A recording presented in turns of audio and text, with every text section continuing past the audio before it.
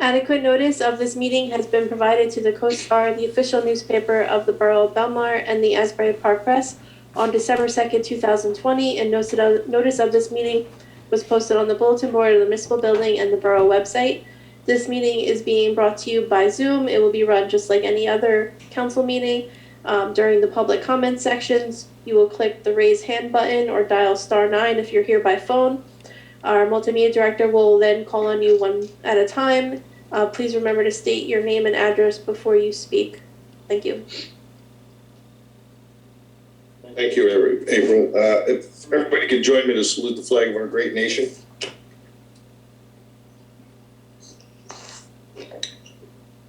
I pledge allegiance to the flag of the United States of America, to the republic for which it stands, one nation, under God, indivisible, with liberty and justice for all.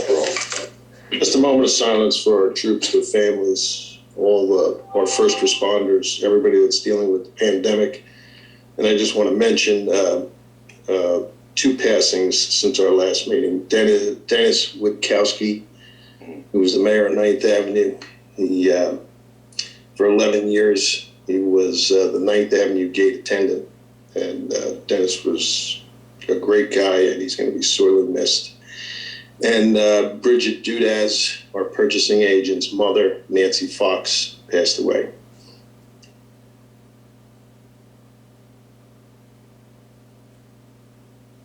Thank you.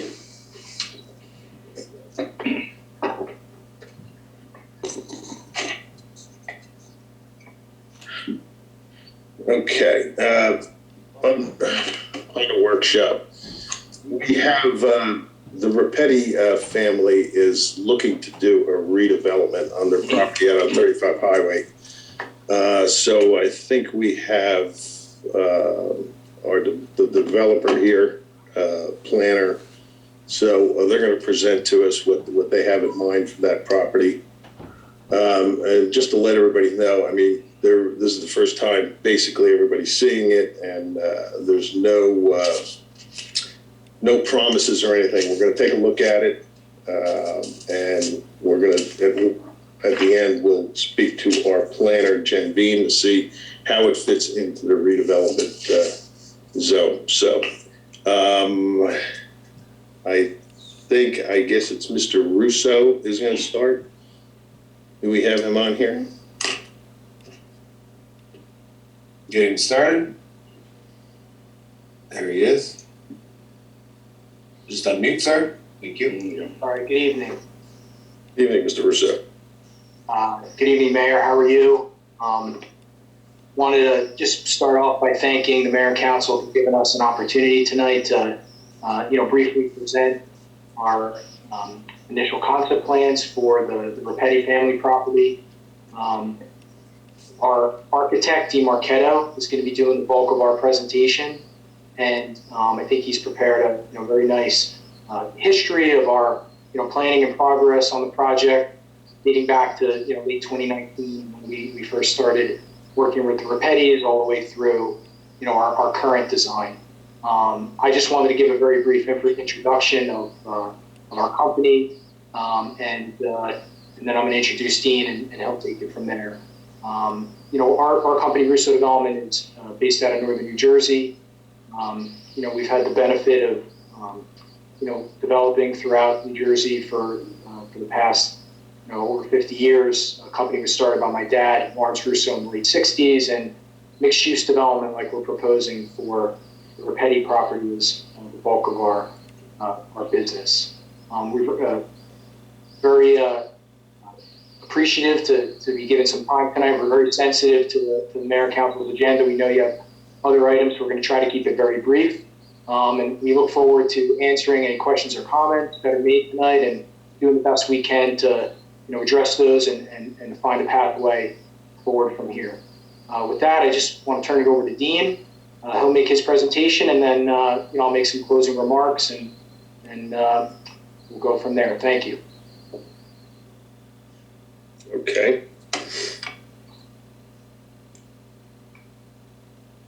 So good evening, everyone. My name is Dean Marchetto. I'm an architect and a planner.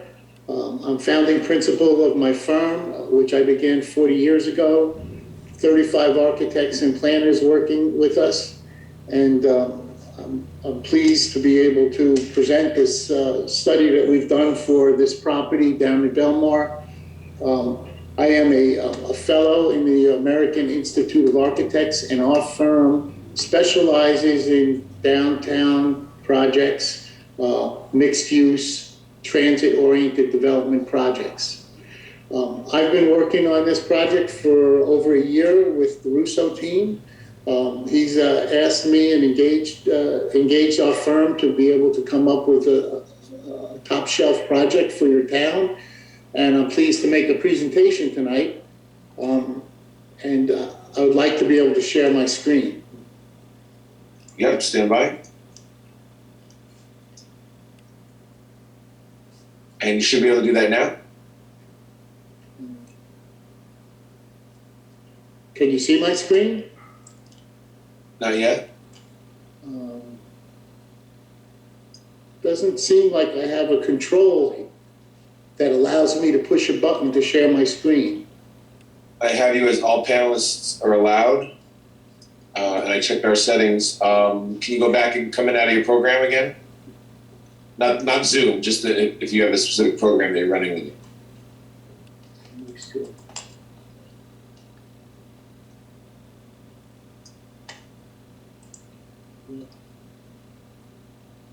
Okay. There we go. That looks like it's happening. Yep. All right. Can you see this slideshow that I Yep, I see. Yep, I see them individually, and then I think you just click on it and go. You should be good. How you normally would do it. Yeah. So now, do you see? I'm not sure which screen are you looking at. Are you looking at the full screen? I see I see a full screen and a small screen. I think on your end you have to do it full screen. So let me see if I could swap. Do you see the full screen? There we go. Yeah, full screen now. Okay. It's beautiful. Yeah. Great. Thank you so much. Thank you. Go right ahead. All right. So as I mentioned, we spent a little over a year looking at the downtown site here in Belmar, the first thing I would like to do, I'm going to have a short presentation, maybe about 25 minutes. I'd like to introduce myself, and the first thing I'd like to do is just show you some of our projects so you get familiar with the work that I've done and what kind of architecture we make. Then I'd like to show you some images of projects that we thought in your downtown might be referential to borrow and fit into your neighborhood. Then I would like to run you through the floor plans to show you how the building is organized. Then I have a 3D model, which is a model that's virtual, which we can go around and fly around the design of the project and look at the project from all different sides. And then at the end, I have some final renderings to show you, which are more developed than the model. And then, of course, at the end, if you have any questions, I'd appreciate it if maybe I could finish before we ask questions. But if you feel the need to ask a question during the presentation, please feel free to do so. Okay. So one of the first projects I wanted to show you that we designed, this is in Long Branch. It's called Pier Village. We did this about 15 years ago. It's a residential project, mixed use. It's right on the beach. And it's really been a very popular project. It kick-started downtown Long Branch. We have a restaurant here on the left-hand side that we designed, as well as this residential building with an internal parking garage. One of the most important aspects about this job, from my point of view, is that we created a space here. And this space is almost as important as the building themselves. And that's one thing about the way we approach our design projects. We like to design projects that are creative in a way that they make a place. We do placemaking. And so this project is in your neighborhood in Monmouth County, so we thought we would show this as a lead-off. This is a little bit more of a close-up. You see retail at the base. It's on the waterfront, and this open space here became a real gathering place that worked nicely for Long Branch. And the projects I'm going to show you here aren't necessarily all suited to Long Branch, but my purpose here, or not all suited to Belmar rather, but my purpose here is to show you that the way we design projects is we don't bring a design to a town.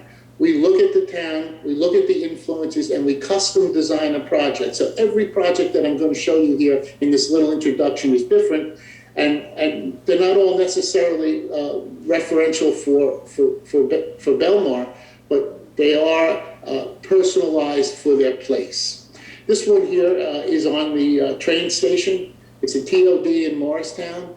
This is the train station in Morristown, New Jersey. In fact, the track is overhead up here on the right.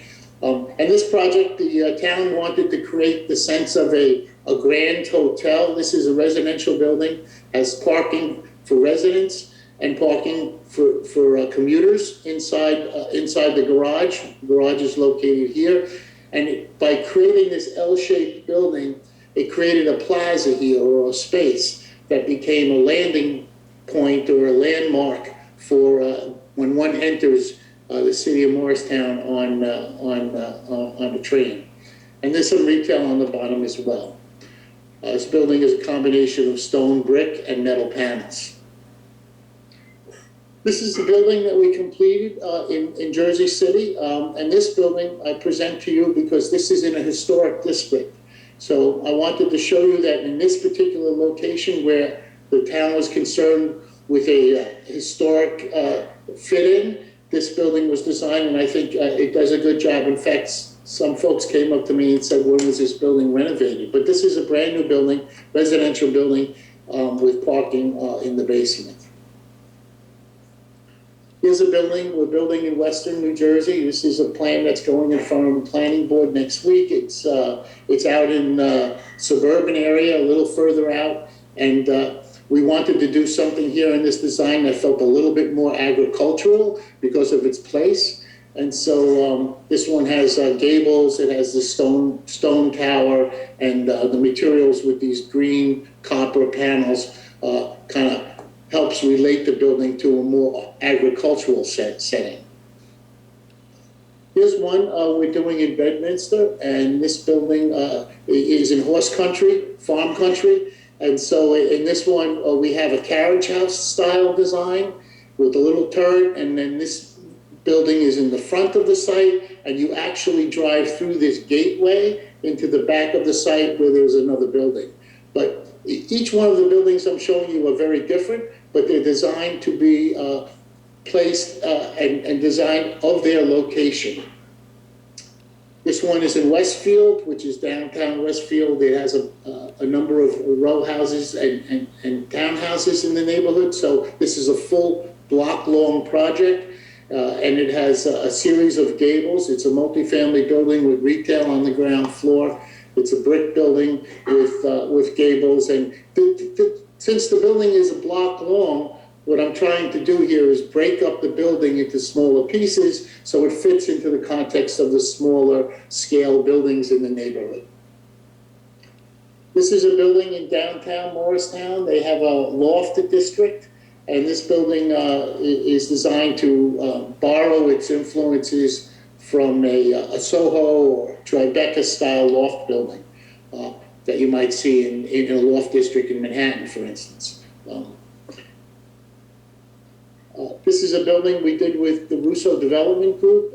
This is an interesting project for us. It's truly a TOD. It's right on the train station, like your project in Belmar. But this one is a linear piece of property. It's 100 feet wide by almost 700 feet long. The only opportunity we had here was to design a long building. And since there is no context on this site, there's a parking lot on this side. This is a commuter parking lot. We decided to use the train itself as a metaphor for designing the building with a locomotive, train cars here, and then a caboose at the end. And it's just a metaphor of a train and kind of celebrates the commuter. But on the other side of the building, it faces a residential district. So the building addresses its context in two different ways. And the next slide, you can see that the other side of the building, this is the very same long building, but the facade of the building is designed to be residential, addressing the residential neighborhood. Back to Belmar. So the first slide I have here is the site location. You can see the blue line is the redevelopment zone that we're in. It's the Seaport redevelopment area. And our site is this site here marked out in red. This is about a 3.22 acre site. It spans the distance from 8th Avenue to 10th Avenue, and it nestles itself right along the railroad and 35. So it's a key location, accessible by automobile. It serves as an entry gateway location coming down 35 from the north as you over the Shark River Inlet, and you come down, and this becomes kind of like an entry point or an opportunity to make a landmark or a way of entering Belmar with a high quality design that would serve as an entry gateway location. You see the waterfront here in the marina, just to the left. There's a lot of confluence. And then just to the right here is a retail center, which is between the railroad tracks and Main Street, which I would say, having walked around Belmar over the last 15 months, is a little bit like the gravity of your downtown. It's almost like the center of gravity of the downtown. You have a retail area, parking, and retail all about, and you even have that nice public plaza there. So it's kind of a very, very important location connecting the road, the train, Main Street, and your downtown, sort of its downtown public space. So here's an aerial view of the site. The site is located right here. We have a motel and a catering facility on the site right now, and it spans the entire distance between 8th and 10th. This is the downtown, I would call it your main downtown center of gravity. Main Street is right here. Here's your public plaza. This is all retail in here, and I guess this is a rather important location in Belmar. So our goal is to design a project here that helps to form and create the space of your downtown, but also address the waterfront at the same time. So the first thing we did was we looked at some buildings in town, maybe some recent construction, just to get a flavor of what the look of Belmar might be considered. We see here that you have some older existing residential buildings. You have this 6-story, and I believe there's an 8-story building here to the right. But looking further, closer in, we noticed that this was a nice, I thought, a well-done building here on Main Street. It has and I think I have a blow up here. Yeah, it's a 1-story of brick with a light stucco overhead. Kind of a light color. It feels like it belongs in a beachfront location, and I think this is a nice building that maybe will provide some influence for Belmar's quote unquote the look of Belmar. Here's another building we thought was a very handsome building with again, this one's with stone and some maybe siding panels here with some copper metal roofing and some gables and hip roofs with some cupolas up above. Really makes a nice building, and I think that it fits in and could be a building that we would consider as part of the design influence. This is another building that we liked.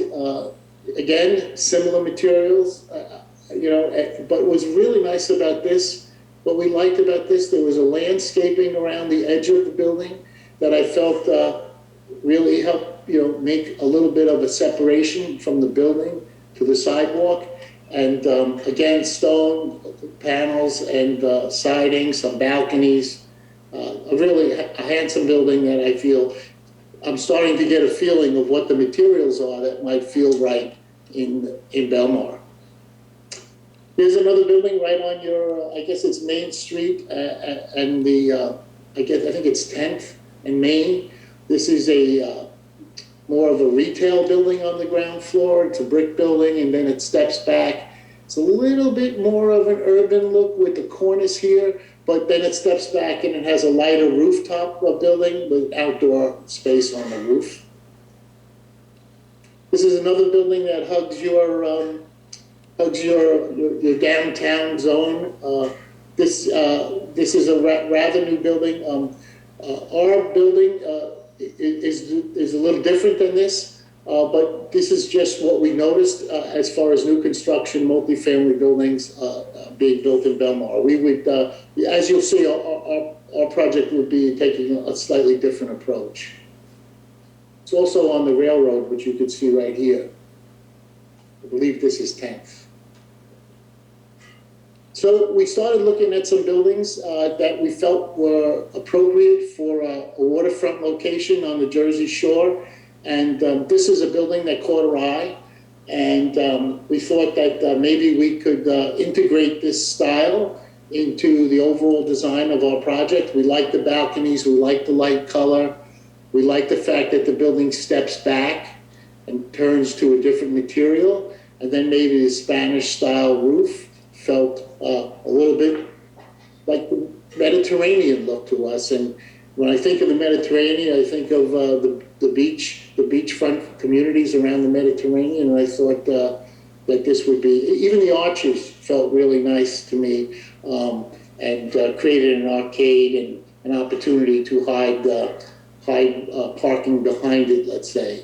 But this was a nice building. And on the other side, again, the same building, we looked at, and the arches, the step back, the top cornice here, and then the top floor setting back again, and then rooftop activities up above, Spanish style roof, and some balconies, all to create an interesting look on the building. And this one has some retail on the ground floor. So back to the site plan. How we organized this building was we wanted to take the whole site from 10th to 8th and break it up into smaller parts. So the building didn't feel like it occupied a continuous facade all along River Road. So as you can see here, there's two C-shaped forms. There's a larger C-shaped form here on the south side, and a shorter or narrower C-shaped form here on the north side. And then there's a link between them that is 1 story lower, so that the buildings feel like 2 separate buildings. But then further, by creating a C shape, these elements that reach out to River Road, 1, 2, oh, I went too far. 1, 2, 3, 4, those elements that come out could then further break the building scale down into 4 parts. So instead of it being 2 buildings, like it is on this side, which is the railroad side, we have 1, 2, 3, 4, an opportunity to create 4 separate elements to again break the building down from 1 to 2 to 4 to try to help a building like this fit more in scale. So the first thing we did was take in this shape and try to come up with our initial sketch. And this was our initial sketch for the project. You're looking at the River Road side as an idea. You can see we borrowed the arches, and then this section of the building you can actually drive through and walk through. This aligns with 9th Street, and you can see it's 1 story lower, so that this building and this building have their own separate formal identity, but then they have these wings that pop out, so you have these interesting individual little pieces that are designed to break the scale of the building down from 1 long building to smaller parts. And our second sketch, which is a little further developed, was now working with the actual floor-to-floor heights and looking at the tower on the corner, the arches. And so this is where this is where we began to try to put this kind of a style into the building. So the next image that I'm going to present here is our actual ground floor site plan. And I would like to be able to describe to you how the building is organized. This is the railroad, and the train stop is right here. The railroad train station is right on the edge of this property. This is 10th Avenue. And you can see that there are parking spaces here for commuters that will remain, and that the building here at this location pushes further or forward, and the building here steps back a little bit as you reach towards 8th Avenue, kind of further breaking the building into parts, not only height-wise, but also shifting the plan to try to create a separation and fragmentation of the overall form. So the way the site is organized along the right-of-way of 9th Street, we have this road that comes in so that entering the project, you'll be able to come in this way or come in this way, and not only access from 10th and 8th, but to come down this road parking area and enter the building here or off of 35. We have a residential lobby on the left for the left side building, and a residential lobby here on the right for the right side building. You can see elevators here and elevators here. This is a covered porte cochere, as you will see in the model. So when you drive underneath these arches, you're covered, almost like a hotel, where you get out of your car and maybe you can drop someone off or get picked up by Uber, and then you'll be able to go into the residential lobbies. As you will see later, we also have a restaurant that is on this wing of the building, and it has its own drop-off and its own lobby. And we'll show you that when we get up to the upper floors. So the main entries to the building is residential lobby 1, residential lobby 2, and then restaurant lobby here, which has its own elevator up to the private restaurant area that is open to the public. And then on this corner, which is 10th, we have a retail space here. So activating the train station right in here, we have an outdoor seating area as well as a restaurant, a cafe space in here, which I will show you as we move through the plans. Now, the garage entrances also occur through this kind of main driveway we have in here. This parking area on the left is for public parking. The entrance to this is right off of here. There's an overhead garage door here from this parking area, and the public is able to come in here and use this parking for retail uses. It's not necessarily dedicated to the residents, and it's for the public. Now, if you come in this way and you make a right turn, you're in the northern garage on the northern wing, and this parking will be residential parking, but we go down a floor in a ramp internally, and then we arrive at a basement level, and the basement level is underneath the entire site, and that basement level is all residential parking. We have setbacks here, and I'll go into that a little further. There are setbacks here with landscaping. If you remember the one project we like with the landscaping, we have a nice setback here with landscaping that goes all around the building. And then this particular section, which is a roadway that goes through, we are looking at this as more of a shared street or a pedestrian street. We're calling it Festival Plaza, place where you could bring in food trucks, you could have tents, you could have activities here, and it could be more of a gathering place for the community and residents for different events. So once you come in this building and make the right turn and go down the ramp, this is the underground garage for residents. You can see as you come down the ramp, you can park anywhere in here. Residents will have assigned spaces, and the lobby for building to the north is located right here, and there's an elevator lobby to the building to the south. So you're able to park your car if you're a resident, get into your lobby, and go right up to your residential floor. There's 280 spaces on this level alone. In total, we have, let's see, we have a total of 487 parking spaces, but there are 280 down here. Up above where we were here, this is 120 spaces, and those spaces are public parking. That includes retail and restaurant parking. So moving up above the ground floor, this is our second floor plan, and you can start to begin to see how our building is organized. We have a wing here on 10th, then we have another wing in here, and in between those two wings, above the parking, we have an open deck, which is a amenity for the residents who live here. This is a passive deck. It looks out over the water and towards the west. It has, the building also has its amenity area, a common area, maybe a fitness room, also located here with the view of the water. And residents now using the amenities could come down the elevator, come into the amenity area, and then that amenity area has access to the outdoor deck.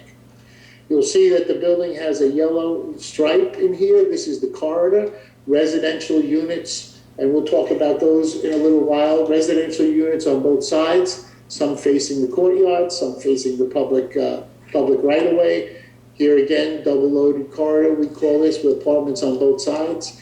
And then you come across the bridgeway above that driveway porte cochere, and you come into the northern wing of the project. Again, this is a smaller C shape, and it has its own elevators, and it also contains a amenity deck above the parking, and that deck again looks west towards the water. And this deck might be a little bit more active. We have a pool planned on this side, and more of a green or passive space on the south side. And residents in this building will be able to come down to this level no matter which wing you're on, and then walk across here, enter the amenities, and get into these amenity areas. The third floor, as you move up, this amenity is a 2-story space, so it's got a double height, but the third floor is by and large very similar to the second floor. You can see the shape of the building with apartments on both sides. Once we get up to the 5th floor here, this is where the centerpiece drops off, and these two floors move up to the 5th, and this stops at the 4th. By dropping the height in the middle, it helps to define the two buildings as two separate wings. And once you get into the lobby, I mentioned down on the ground floor, you'll be able to come up a private elevator for the restaurant, and the restaurant will then take you up to this floor with an outdoor seating area for public restaurant use overlooking the water. Okay. So that's the overall organization of the building. I want to now open up another program and take you on a tour with my 3D model here. Can you see this screen? Yep. So Okay, far, great. so Great, thank you. So here we have a 3-dimensional model with the same footprint and plan looking down at the site. Here is 35, the railroad, the town center, and this is our project right in here. So if I just tilt this up, you can start to begin to see the 3-dimensional shape. From this distance, you can see this is one form, this C. It drops down here, and then this is the second form. And I would say that we've introduced some roof shapes in here. As we tour around the building, you'll get to see them a little closer to help try to create individual pieces to break up the scale. So as we move in a little closer here, this is the view from the south side. You recognize the Marina Restaurant here, 35 coming down this way. Our neighboring building here, this is an 8-story residential building, and then this is your retail center in your town center here. Again, Again, just flying around at this elevation to give you an overall scale, so you can see how the building goes from 8th to 10th, broken up into two pieces. These are the amenity decks. This is the south amenity deck. This is the north amenity deck. This is that road that comes through, which is providing an entrance, and this is your restaurant here. You can see that the roof is being used for outdoor space as well, and we'll be able to see that a little closer in. Coming down over 35, the marina on the right. This is the beginning of the entry view from 35. So if we were coming into Belmar down over the Shark River Inlet, coming down 35, this would be the sequence of views that you see. And then these forms cascade down. You can see that the building is both 4 and 5 stories at different places. And the 5th story is a setback, so it's set back from the 4-story facade to further break down the scale. As we move closer, upon entry, as you move down the sidewalk by the Marina restaurant here, this is the entrance that you see to the restaurant in our project. This is the parking garage with the plaza deck on top. And you can see here that these kinds of forms at the end of each one of those wings creates individual components of the project, not a continuous wall. Moving inside, as we turn into this road, which is our entry road, you can see our restaurant here and our drop-off for the restaurant. And then as you move further in, this is the porte cochere that runs under the ground floor, where people can be dropped off to get into the residential building and enter the garage. If I just turn my head to the left here, let's see. The entrance to the garage is right in here. You see the garage door here. This is the entrance to the residential parking area, which then has a ramp that goes down into the lower level parking area. So moving closer in, there's a residential lobby here on the right. There's one here on the left. And you can see that this could be used as a drop-off. You could have an Uber pickup. And as you move forward, you can see you're coming through the project, and there's the train line on the other side.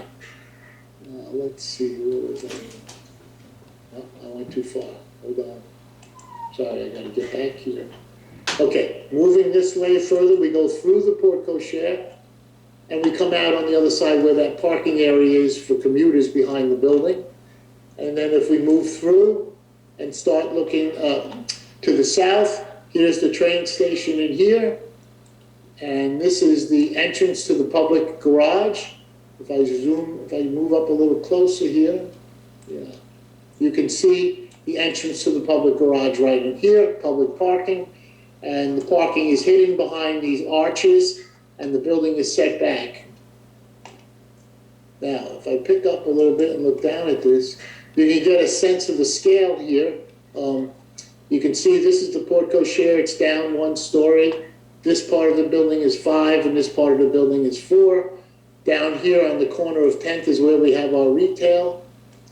However, if we lift up, you can start to see the facade of the building that faces the train station and the train line.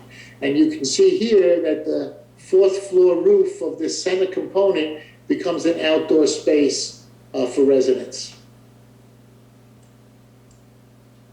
Spinning around to the north wing, you can see again the different roof shapes and the area between the tracks and the building that will become sort of like a pedestrian street. So vehicles can go in there, emergency vehicles. I think it has to be managed by the developer in conjunction with the municipality. But this is an opportunity to create a nice opportunity for outdoor events in Belmar. Just zooming back out and then zooming back down to grade level. This is the corner of 10th. I mentioned earlier that this is where we have a cafe. and that we spent some time really considering setting this building back. I believe it's about 25 feet. I have a dimension I'll get to. Outdoor tables and chairs, sidewalk, and landscaping buffer. And then you can see here that the 4-story building has bay windows to break up the facade, and then the 5th floor is set back. Moving back into that space, this part of the building, which is the north wing, does project out closer to the train than the south wing, and we put a little hip roof on top with a special architectural embellishment here on the top floor, so that this tower really becomes sort of like, you know, the train station. Where's the train station? Well, you see that hip roof there with the Spanish tile or the metal top. That would be the location of the train station. So it calls out and signals the train station location. Moving towards that pedestrian street area here, the train tracks, the building, and this is that area. I can move in a little closer and kind of look down.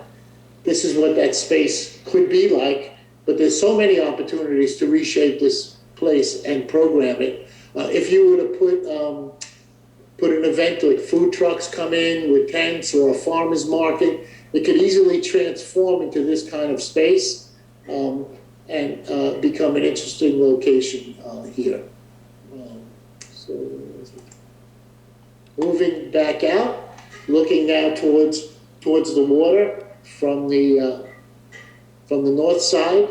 If I get back in here, you'll see that the north side on 8th Street here, again, we have a nice wide setback, completely landscaped, and the 4-story building then steps back to the 5th story.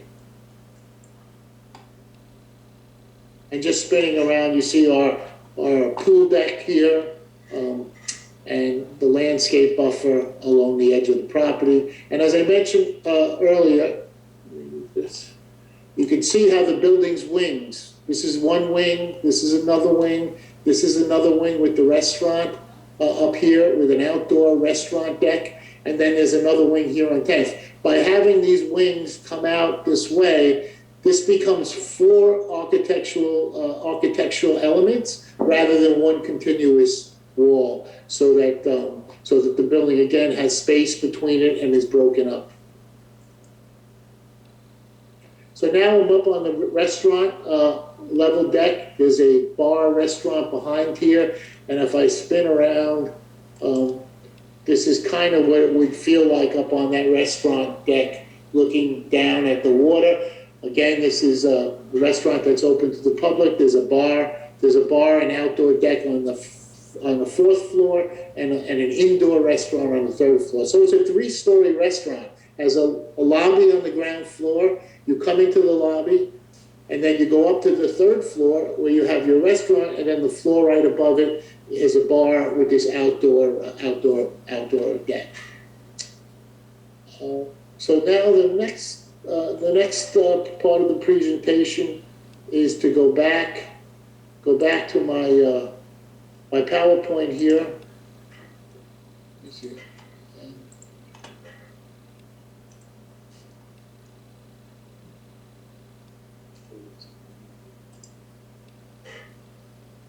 Swap screen. Okay. Can you see a full screen view here? Yes, sir. Okay, good. Thank you. I'm never sure which screen is going to pick this up. So what we're looking at here is I'm going to show you a visualization of what the new project will look like into the existing photograph that I've taken of the site. So here we go. There it is. There's the building now in the photograph, so you can see it as it relates to the neighboring properties, looking up 10th Street. Here's the southern wing and these 2 middle wings. This one here is the restaurant. You can see the outdoor dining area up here on the 4th floor, and then you can see the northernmost wing. And then as you're coming down 35, you'll be able to come right into this driveway and enter the restaurant drop-off and the residential parking areas. This is a close-up of that south amenity deck. You can see the restaurant here in a rendering. Has a little bit of a kind of like a skylight roof, and it's all open here. So on nice weather days, you'll be able to be inside in the bar and then come out and have food and beverage out here. And the restaurant itself is this floor. This is an indoor restaurant here, which is our 3rd floor, and this is our 4th floor outdoor deck. You can see the amenity here is all passive outdoor space for the residents. All of these residents who live around this courtyard all have views facing towards the water to make them take advantage and enjoy the view of the water. And then you can see the parking is underneath here, and we've masked the parking with a series of arches in the base and landscaping, so the cars are hidden. Right now on the site, it's an open parking area, and by putting the cars in the garage, it really does tidy up the site and make it a more attractive situation. Now, this is a rendering at the train station at 10th. This is that temporary parking area, and this is the cafe on that corner. You can see here we have outdoor seating area, a sidewalk, and some planting strip here, bay windows, and you'll notice that the top floor is set back. So as you're walking by here, you'll perceive a 4-story elevation because the 5th story is set back. This is a little cross section that shows you the dimensionality of that sidewalk setback on 10th. This is the retail cafe. This is the outdoor table and chair seating area. You can see it's 14 feet from the building. Then there's a 1-foot planting buffer.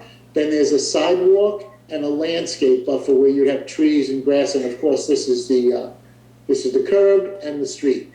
So this is just to give you a little insight into the dimensionality of that space. I know when we went down and worked with the town, we've met twice before, this was an area of concern and we wanted to address it. So this is a development that has taken place over the last year, trying to accommodate the concerns that we heard from the municipality.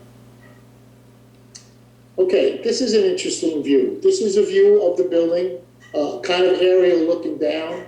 You can see here, this is your town center, Main Street in the background.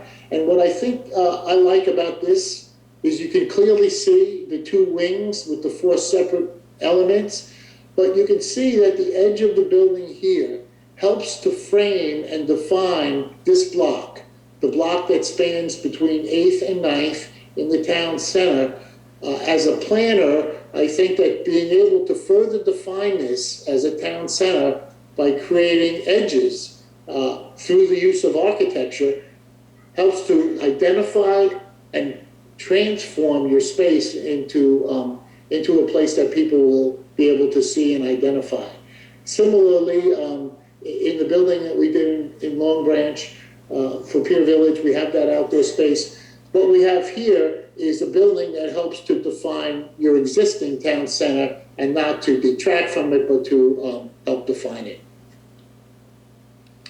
So go back for a minute. This one here on the left, this is the amenity deck with the pool in it on the north side, and this is an image of a project we completed, a similar project in Florham Park, and this is kind of what that pool deck could look like. The residences would look down on the pool deck, and then everyone could be looking towards the water. And this is a rendering of the restaurant, just a more enhanced view for you. This is the entrance that comes in under the Portico chair. This is the restaurant entrance. You'll be able to drop folks off here or pick people up, enter into the lobby, go up to the 3rd floor here, and the 3rd floor has a high ceiling, and this is your restaurant level, indoor restaurant. And then if you go up one additional level, then that level is the bar and the outdoor terrace, which overlooks the water. And then the 2nd floor in here is the amenity space. You might recall that I showed you the 2nd floor plan, that residents have a community room and fitness that opens up to the recreation deck, and that is their floor. So the elevator from the restaurant goes right up to 3 and right up to 4 and bypasses the amenities here, which are more for the residents. So So we have a couple of views of restaurants that we think will help give you the feeling of what this building and this space might feel like. An open deck on the roof overlooking the water, and that would be the view from that location. So if you're sitting on that deck with a drink or a meeting with friends, you'll be able to enjoy this view. But there's a couple more images that set the spirit for what we're trying to do. This is more of a twilight view of what that would feel like. And this is a west-facing view. So there's beautiful sunsets here out over the water. And from this restaurant and bar area, you'll be able to enjoy this kind of panoramic view of the water. And here's another view of a typical rooftop restaurant and bar that's open to the outside, tables and chairs with views in two directions, in your case, three directions. And then finally, I just want to finish with this last simulation. This is a view looking from the marina over the marina at the site, and I could just morph this building in so you can see how the building fits into the context of the site in the existing photograph. I would like to say in conclusion that we spent 15 months trying to develop this, and I'm very excited and pleased with the results.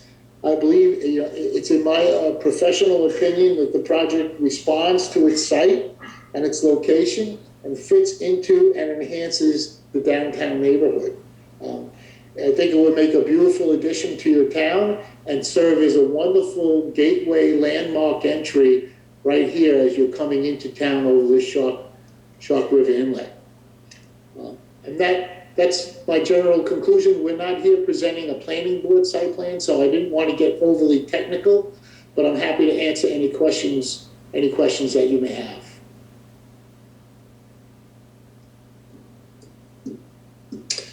Okay, any of the council members have any questions for the developer team? I do. One moment. Sir, can you go out of your screen and go back in if we have to? There we go. Thank you so much. Yes. Councilman, go right ahead. Yeah, thank you. Is it all right, Mr. Mayor? Yes, go ahead. You and I had this discussion. All right. I have a couple of questions. I did look at the PDF that we all received beforehand, and I made some, I have an opinion based on that, but I have a couple of questions based on what we just saw. Honestly, the first thing I noticed that if you're planning underground parking, have you done any kind of hydrology studies about how far below your parking deck the water table will be? Well, we have geotechnical studies, and we're familiar with where the water line is. But this will be a waterproof basement, and the site slopes. The site isn't directly level, so part of it will be more underground than others. But we're confident, after talking with our geotechnical team, that we'll be able to maintain a dry basement here. Okay. Well, I'm familiar with the property too, so I just want to make that clear. Yes. One of the questions I would have, the first thing I thought of because I wasn't sure from the PDF if you were planning underground parking, and now that you said that's what part of your plan is, I have to tell you, one of the first things I would think is if we have another storm like Sandy, which is pretty much, you can count on it, how are you going to deal with water getting into this waterproof underground parking deck? Well, we will be designing our building to the FEMA regulations for flood barriers and flood control. So you haven't really looked at that yet? Well, we know what our elevations are, Okay, but you haven't looked at how you would handle if it actually flooded? Well, there are plenty of ways to do it.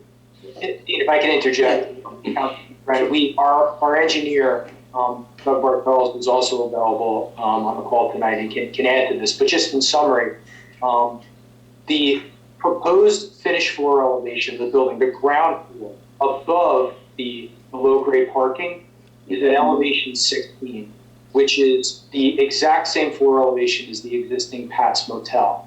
Our geotechnical engineer went on site, did 8 borings throughout the property and determined that the groundwater elevation is around elevation 5. So to have enough clearance in the ground level parking, we need about 10.5 to 11 feet below the first floor. So if we work off of 16 and go down about 11 feet, that gets us down to elevation 5, just above the mean high water elevate, or I should say the groundwater table. So even though we would design the basement level to be waterproof, we do feel good that at least we're not starting below the water table, we're starting above. And the entrance points into the garage are very high. They're at elevation 16, which is well above both the 100-year and 500-year floodplain. We do know that besides getting Belmar's approval, we would have to get a DEP waterfront development and FHA approval, and we know they would look at these areas that you're pointing to, and we would do whatever was necessary to make sure that both the borough and also DEP were satisfied that the garage was designed to stay dry in all events. Okay, thank you. I had a few more questions. I'm sorry to jump right in and start and monopolize the time, but I took a lot of notes and I have been thinking about this a lot. Is there any kind of net change in impervious coverage from what's there now to what you're proposing? An increase, a decrease, the same? Yeah, I don't have that number. I know right now there's a lot of surface parking there. So I don't have that number. I'm sure the engineer will have it, but we'll take note on that and see if I can get that number. I wasn't planning a very technical presentation tonight. It was more of a general. But, okay. I can confirm, Dean, that the impervious coverage post-development will be less than what exists today. Good. That's good. Including and excluding the green spaces on the elevated decks. Okay. So I think we can confidently say we're going to reduce impervious. Okay. When you were planning this project, was there ever any thought given to actually putting in some kind of hotel? Because that's one thing we desperately need in town is a high-quality hotel. Any thought about that? We did do an initial, before even developing our initial master plan concepts, we leveraged some of our, professionals to do a market study to determine the feasibility of luxury rental housing, for sale housing, boutique hotel, retail space, just so we could understand, given what had been done in other shore communities, from Atlantic City to the south, all the way up to Long Branch, Asbury Park to the north, what could be successful here from a planning point of view, an economic point of view. And it became clear to us that retail space, a very high-end restaurant, bar, a high-quality residential project could be successful. We did not believe that there was sufficient demand for a high-quality hotel, but just based on some of the advice that we had from our fiscal impact consultant. We'd be happy to share some of their thoughts and conclusions with the borough. But the hotel market was seeing headwinds pre-COVID, and now looking into the future, especially in a seasonal market like Belmar, I think there was definitely concerns about the viability long term. Okay. Another question I had is, I didn't get this from the PDF at first, but basically I appreciate that the architect said that you need to work with emergency services because you're basically blocking the access on Railroad Avenue between 8th and 10th, which a lot of residents use now. I mean, one of the things that happens there is that when the train pulls in, if you're on the west side of the train and you're trying to get to the south end of town, you can go down Railroad Avenue all the way down to 12th or even 13th, 15th, 16th, and get around the train. Has a traffic study been done to say what kind of impact not having that access would be on the traffic, particularly when the train is in the station? Well, that space would be programmed in conjunction with the municipality, and there will be a traffic study done, but it's not necessarily closed road. It's just a road that can be both pedestrian friendly as well as open to vehicles. depending on how it needs to be used. Like if there was a permit needed to put a food truck in there, that would be done in association with the municipality. It wouldn't be universally closed. I imagine that has to be worked out and programmed. All right, thanks. And my last question, I'm going to have more to say later, but I don't want to take everybody else's time. Other people have questions, I know. So my last question, in particular, the presentation was very well done, I got to tell you. And the building is it's an attractive building. I liked some of the things you've done with it. But when you were starting, you showed us some of the buildings we already have along Main Street, and they're all up to code, 3 stories within our development codes. Was there ever any thought to not going 4 and 5 stories high? Well, we could have lowered the height of the building, but we wouldn't have been able to do the wings. We would have had to do like a square donut or a triangular donut that wrapped around the 4 sides of the site so we could get more density lower and block the views from the courtyard. We felt that by breaking up the building with these wings, that the building would feel less dense, albeit we'd have to go an extra floor to get there. So that was a design choice that was made because, in my opinion, I think that the neighborhood could handle it, looking at what's in around it. There's an 8-story, a 6-story. You have all the open space of the waterfront. And the way the building is designed with a setback, I honestly believe that the 5-story would not be an encumbrance on the town, and that the architecture benefit from breaking the building up into components would be a more successful solution. Okay. All right, that's my questions for now. I'll have some more later. Thank you. Okay. Thank you. Anyone else? I have some questions, but I think Pat had some as well. Okay, I'll go. So I do like the look of the building, and I think that that space there does need some redevelopment. So I'm glad that we're seeing a proposal here. A couple questions that I have is I saw there would seem to be a lot of 1-bedroom units in there. Can you tell me how many 1-bedrooms and how many 2-bedroom units there are in total? Yes. So we have 91 2-bedroom units, 132 1-bedroom units, and 23 studio units. And a studio is that 2? There's no bedrooms? Like what's, I don't. It's a living room, bedroom combination. There may be an alcove for a bed, but it's not a separate bedroom. How many was that? 23. 23. So I guess my question is, how did you come up with that ratio of 1 to 2 bedrooms? Like, I guess my question is more gearing towards, why do we think we need that many 1-bedrooms and not as many 2-bedroom units? So we've given this program for the marketing. So Ed, maybe you ought to.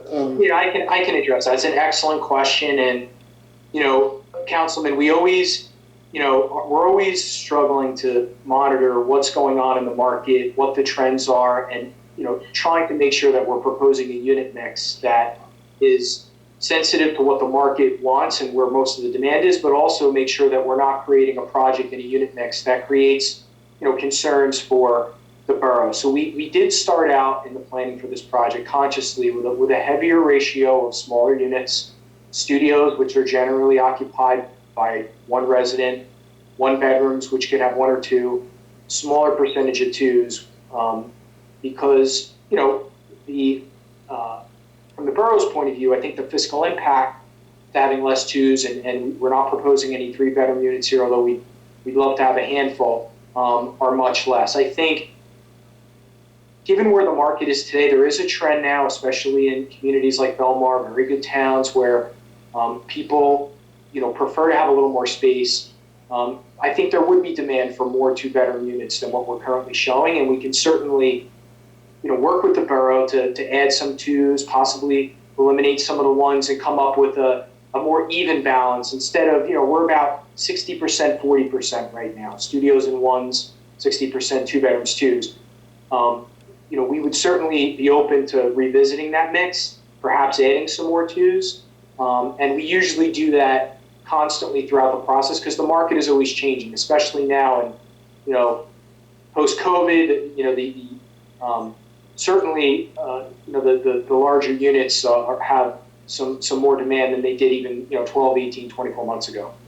Sure, and you know, my interest is in how do we attract more families to town, and I think the 2-bedroom units provide that more of an opportunity for that. I mean, you know, you can get a young married couple or even unmarried, just cohabitating couple in a 1-bedroom unit, but the second that you know they start to have a family or anything like that, you know, the 2-bedroom units are what's going to help bring you know, families to this town. The other question I have is it was my understanding, and maybe you can correct me if I'm wrong, is that these are all rental units. Is there any thought about having condo, you know, a section of condo or mixed use residential areas? I mean, maybe splitting the 2 towers up and having condos on one side and rentals on the other? We looked heavily into it because, you know, honestly, if we felt there was a strong condo market for this project, you know,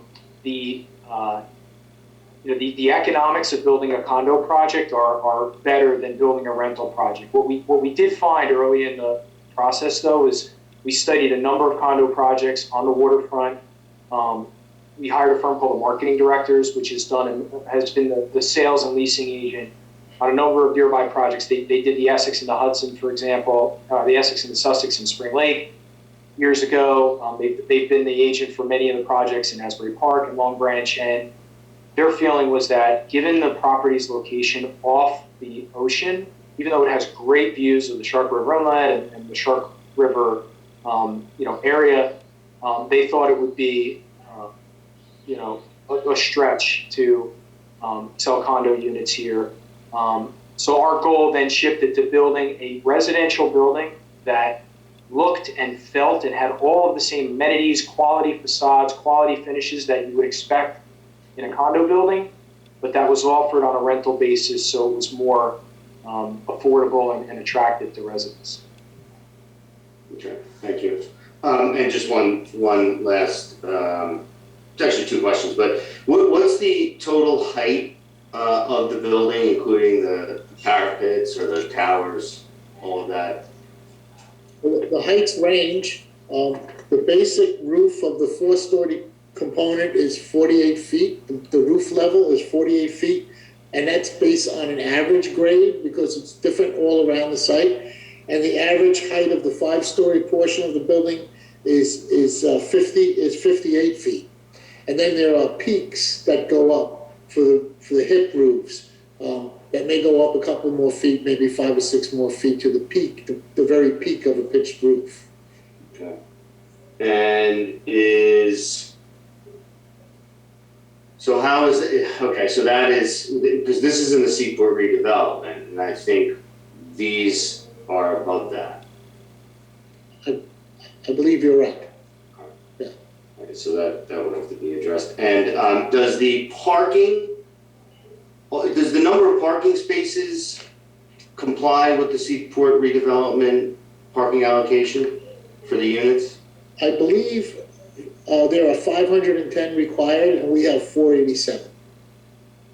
Okay. So we're providing, Councilman, on a dedicated spaces for the residents, 1.6 parking spaces per unit, which our feeling, especially with our unit mix, which, you know, as we were talking about, is a little more heavily weighted to smaller units than the, you know, 2-bedroom units, is a comfortable ratio. If you include the shared parking that's on site, which is the 120 spaces that Dean referenced as being public parking, available for commuters, available for patrons of the retail space, the restaurant, which would be available for residents after hours during, you know, what tends to be the peak residential parking periods, we would have close to 2 parking spaces per residential unit. But we do have 1.6 dedicated and the ability to get very close to the redevelopment plan requirement, which is 2 per unit. on a shared basis. Okay. All right, thank you. Yeah, and no more questions. But just to add on, when I heard about the underground parking, the first thing that came to mind is Route 35 floods a lot, and how is that going to be mitigated? But you answered that from when you spoke to Councilman Brennan, so thank you. Thank you. Council President Juan, you had a few questions?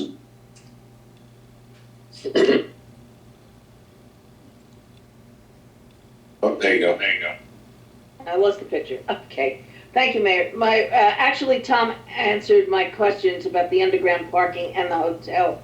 And could I ask, is that leaving, did I figure wrong, excuse me, 120, excuse me, 122 public parking spots? Yes. Okay. Thank you. Okay, Councilman McCracken. Yes, thank you, Mayor. And I think you had mentioned, one of the things I'm not clear, I just have a couple of questions, but one of the things I'm not clear on that I think would be helpful if we could give Jennifer Beam some time is to, I know we're not voting on anything tonight. This is very conceptual. This is just a presentation that's been given us to consider and for the public to be able to view and provide us feedback and stuff like that. But I would be interested in hearing what Jennifer has to say after I'm done with my questions as exactly what the answer, exactly what the ask is of the council, and why this isn't something that's going to the planning or zoning board. So I'd be interested to hear what she has to say about that. But Mr. Russo, I just have a couple questions on your feasibility study. So I had our tax assessor pull some numbers, and these aren't exact, but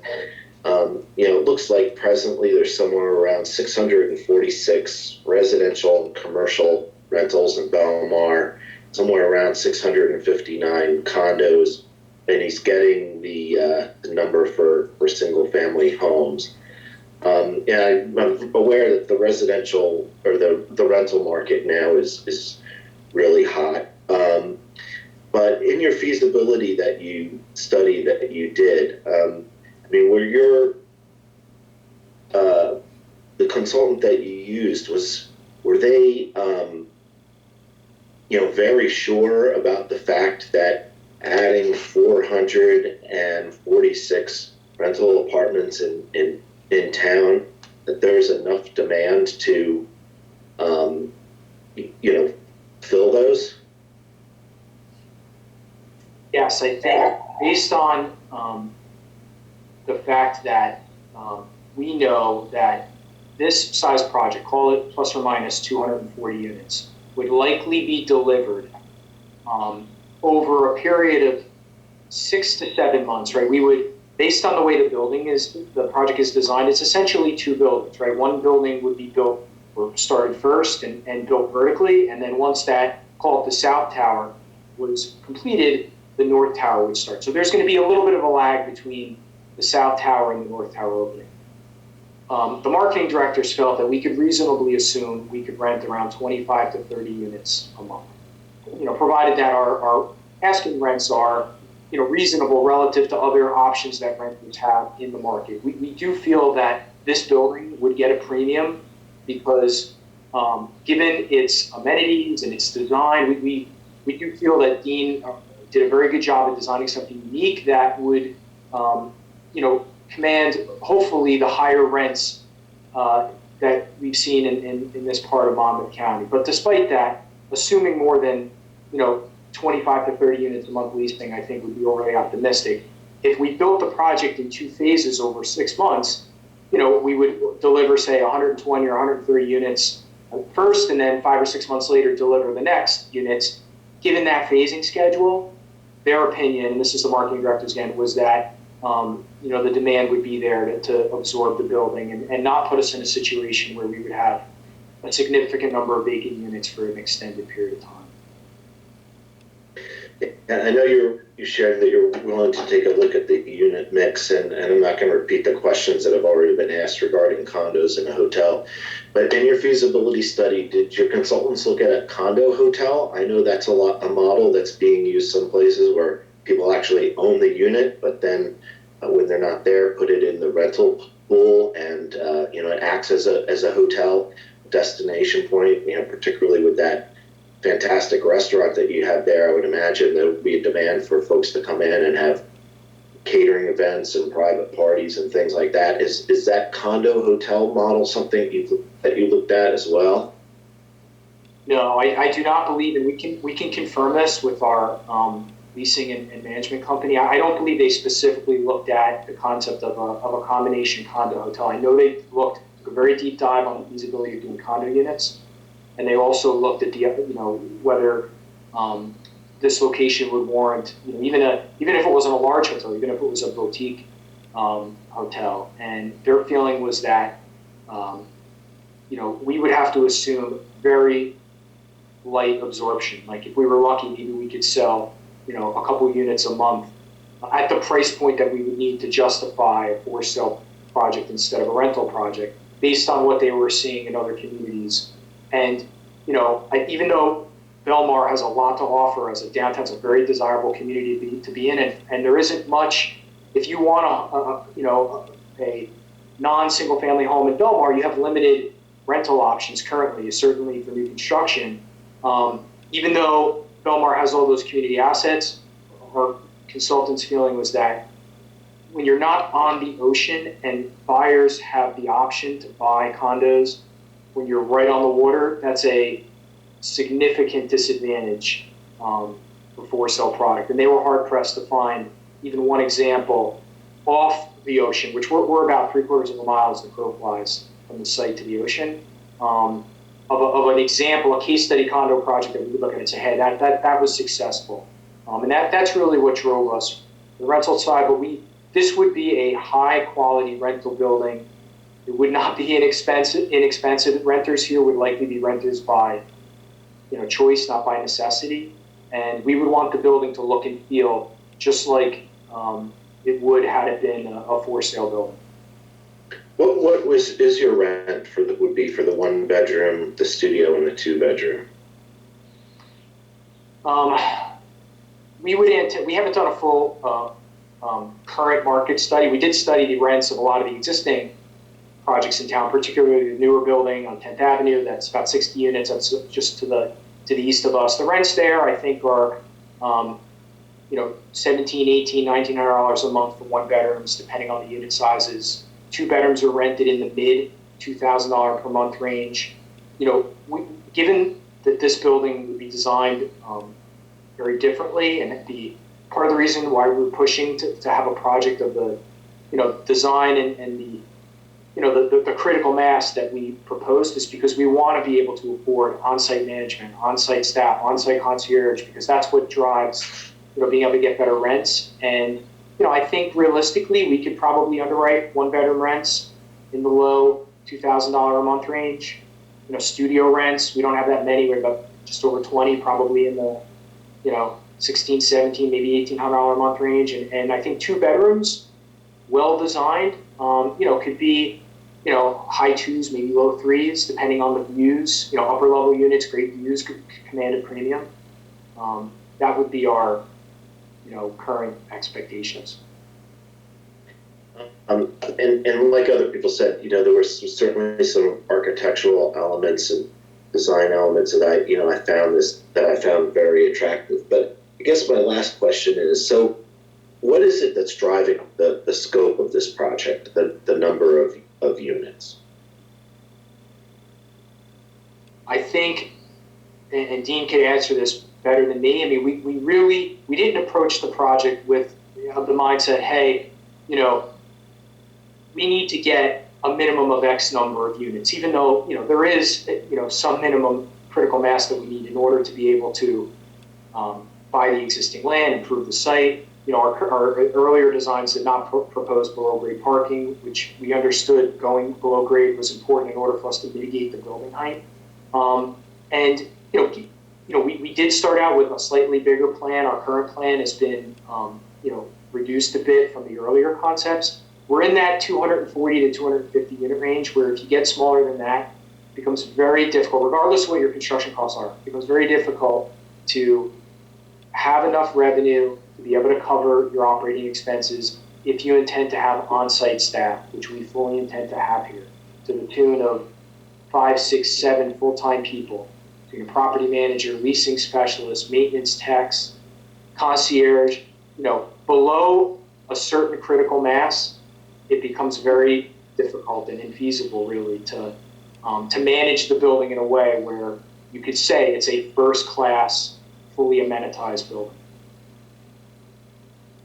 Thank you. Okay. Excuse me, Mayor. I'm sorry, this is John. We have just one hand as a question in the audience. I don't know if you want to do that. We're gonna do Jen Bean and Jerry Frieda first. John. Okay, thank you, sir. Sorry. So Jen Bean and Jerry Frieda, I know you've talked with their planners and engineers with the Russo Group.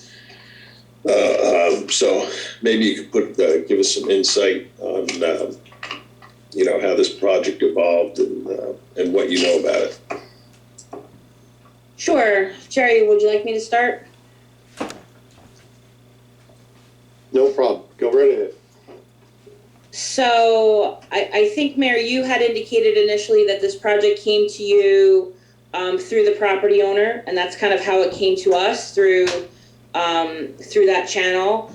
And we initially reviewed what was being proposed against the Seaport redevelopment plan standards for this section of the redevelopment area. And I think that one of the council members had asked, why we're here instead of going to the planning or the zoning board. And the proposal that started the process deviated significantly from the standards in the redevelopment plan. And as Mr. Russo had indicated, they did reduce the size and scope of the project to what you see today, but there are still some areas of the plan that would require changes because you can't get this type of relief from the redevelopment requirements. So what that means is that these areas that they don't comply would need to be amended in the plan in order for a project similar to what you've seen today move forward in the process. And I can kind of run through where those deviations lie. So first, the plan requires the maximum height of a structure to be 3.5 stories, 35 feet. This project is 5 stories, and the building height along river and the rail line would be almost 58 feet, and along 8th and 10th, about 47, 48 feet. So not only do the height overall have to change the number of feet, but the number of stories in order to allow this project to move forward. Secondly, I know there was some discussion about the impervious coverage, and I don't know if I agree 100%.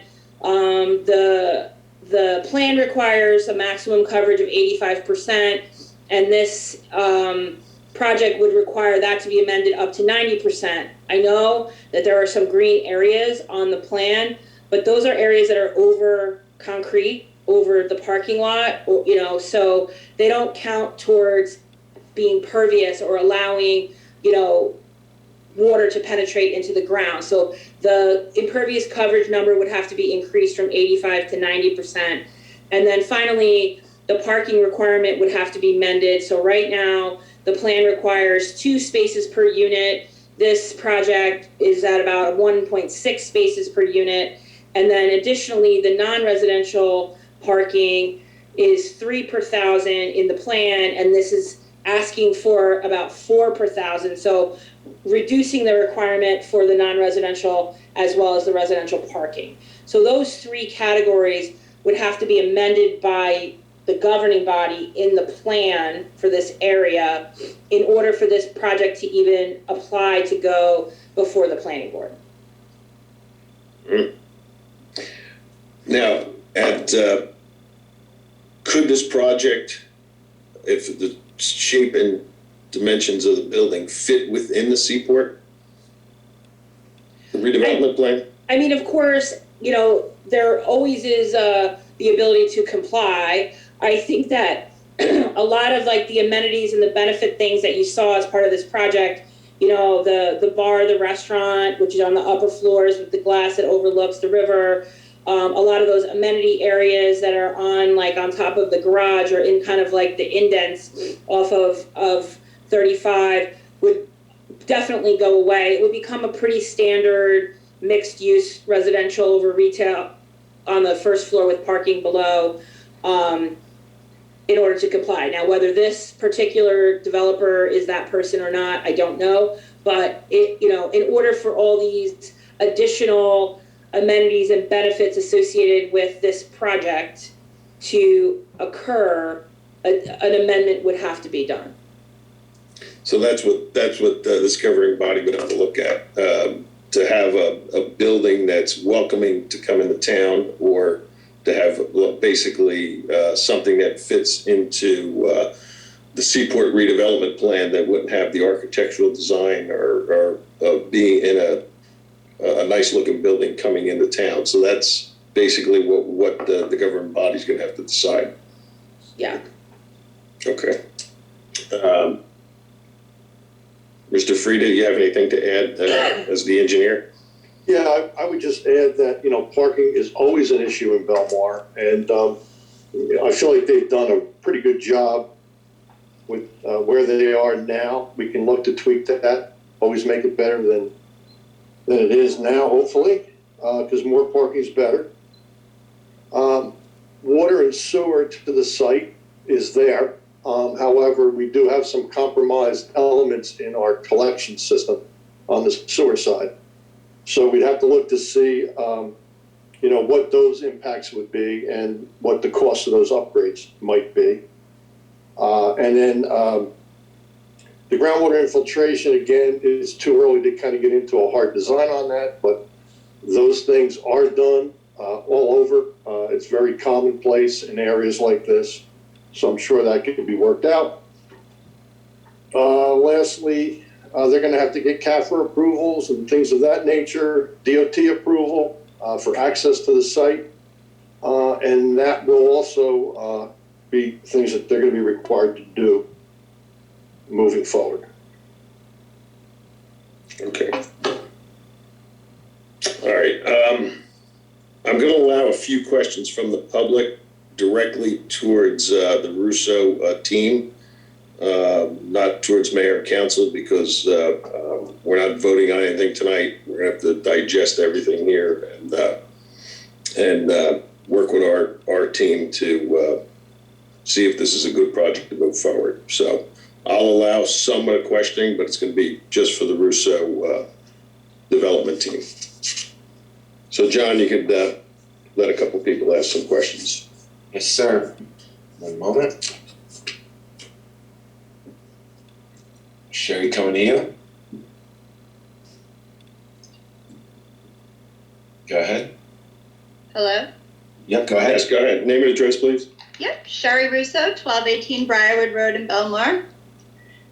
First, I would like to say I am no relation to Ed Russo or any of the Russos here, just to clarify for everyone listening out there. I'm sure for both of us. I had been taking notes here and I wrote down a few questions. I live very nearby. I know that the architects here do not know exactly where I live, I'm sure, but just to say to them, I live very near there, and that isn't the safest road, in which you have a very busy road and then turning into the complex. My first question is, will there be a stoplight put in? I can respond to that. So thank you for your question, and you're referring to the new proposed driveway that's in line with the former 9th Avenue, right? About midpoint between 8th and 10th Avenue. Correct. Okay, so we would need to go to DOT, given that 35 is a state highway, and they would have to approve our access plan. We do not believe that DOT would require or if we were proposing a signal there, that they would allow it, because the proximity between the 8th Avenue and 10th Avenue signals is already very close. Yes. We're only proposing that the driveway coming into the site off of 35 be for right in, right out access. In other words, you couldn't exit the property and make a left onto Route 35 going south. Oh, I understand, yes. And for that reason, if we were proposing that movement, then I think the possibility of having a signal and a full movement intersection would be important. But the fact that it's a limited access driveway, no signal is proposed there, and I don't think it would be permitted by the state. Oh, all right, because that really backs up there. I just have 2 more questions, sorry. How long will it take you to build this building? I would say that once we were out of the ground, meaning the basement level, the below-grade parking had been excavated and foundations were built, and we were going vertical, it's probably about a 20-month project start to finish. If you include the additional time needed for ground improvements below the building, things like piles or deep foundations, that would go first. Then the base, the below-grade parking would be built. It's probably more like a 24-month plus project. And also, my other question is, sorry, I didn't want to ask a question that was relating to council. I know the mayor said we weren't doing that. My other question is, and I'm no expert in this myself, but that area always floods.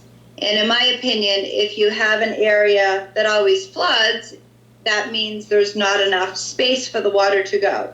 And here we're taking a huge amount of space and not letting water go under the ground, because we're going to be building a waterproof parking garage. Will that cause, and is there a study done on this, will that cause the surrounding residences to flood worse? Like, my feeling is if you have a gallon of water and, you're pouring it in a gallon space, it evens out. But if you have a gallon of water and you're pouring it in a half-gallon space, it would seem to seep over. And where we're going underground so much with this, my feeling is that the residences in that area which already flood, that would cause more flooding. I was just wondering if there was any study of any type done on that already. I'm sorry. We have, even though we have not, submitted a formal application to the planning board and done, the full engineering of the site that would be completed as part of that process. We have done a very detailed investigation of the existing grades on the property. We've come up with proposed grades for all of our circulation routes through the site, the building floors. There's no question that there are areas of Route 35 River Road that are very low as elevation 6 to 7 feet above sea level, which is below the 100-year floodplain. The proposed building will be well above that, be at elevation 16, and our on-site driveways would be well above the 100-year floodplain as well. And the DEP requires, for projects like this, that we not only demonstrate that our building is safe from flooding, but that we're not creating off-site issues. And the way that they do that is they require the post-development rate of runoff from the site to be less than the pre-development rate of runoff. And to take it a step further, the DEP, which Jerry Friede can speak more to this, just adopted new regulations which are very restrictive. They just came into effect in early March, and this project would be designed in accordance with those new regulations. So I feel very confident saying to you and members of the public that this project will be designed in a way that collects stormwater, drains it in a very measured way, and does not create more runoff from the property than exists today. Did you know that that area, 1 block down at L Street, that floods during a normal rainstorm. The road, the police have to come and close the road there as is. I just don't see how, I understand what you're saying. I just don't see how that could be possible. If there's already flooding, that road is already being closed during a normal rainstorm. I would have a really hard time with thinking that we're going to fix all those problems by putting a basement in that's that large. And I didn't want to take up everyone's time. I was wondering, someone just texted me a question. I hope I can ask that. Where would the heavy machines be located, being that this is going to affect traffic, especially during the summer? During construction of the building? Yes. So we would, we would need to make sure that, we kept all of our equipment on site, which even though this is it's a somewhat tight property in a downtown, we can, certainly feel very confident that as long as our logistics plan is done carefully and properly, there's no reason for us to be parking equipment off-site or creating any sort of off-site concern for neighboring properties. That's something that the borough will be looking at very carefully if we get to the point where we're submitting construction permits to them and they're considering issuing the permits. Oh, so it would be possible that you would need to have construction permits there, I see. All right, the person who texted me that said, thank you for answering the question, and thank you to everyone for answering my questions. Thank you. Lisa, coming to you, is that one more?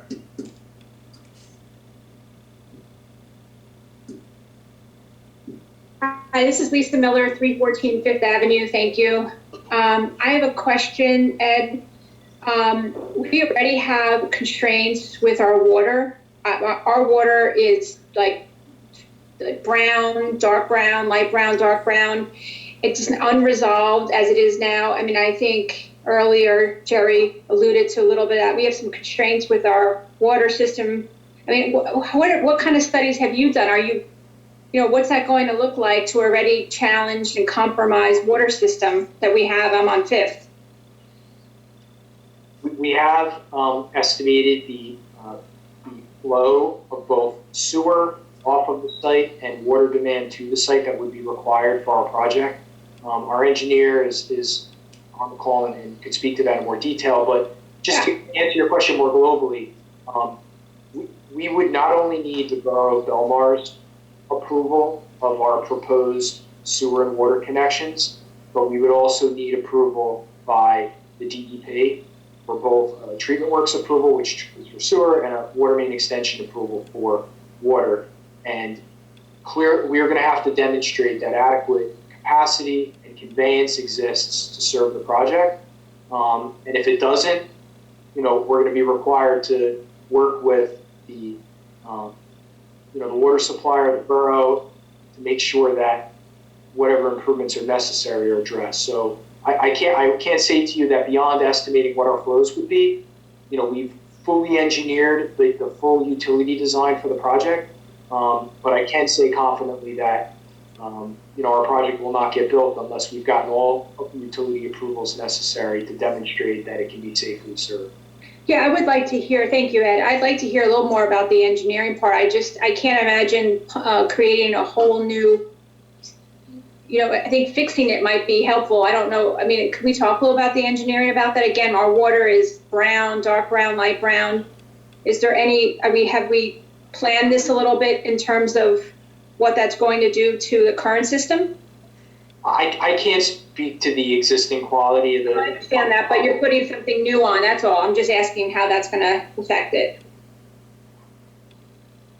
It won't affect the quality of the water in any respect. Will it create additional demand for water beyond what exists today? Yes, and in order for us to use and draw that additional demand, our system will have to be fully designed and it'll have to be approved by both the borough and the state. We're certainly not looking to create a project that would create a utility capacity issue for the borough. And even if we were, we wouldn't be allowed to. We know that we have to go through a rigorous design and approval process. Thank you, Ed. That's my big concern. Thank you, Ed, for answering. Thank you. One more, please. We have one more. Stand by.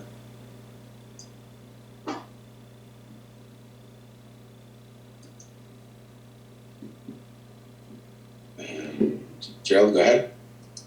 Good evening, everyone. I just have a practical question.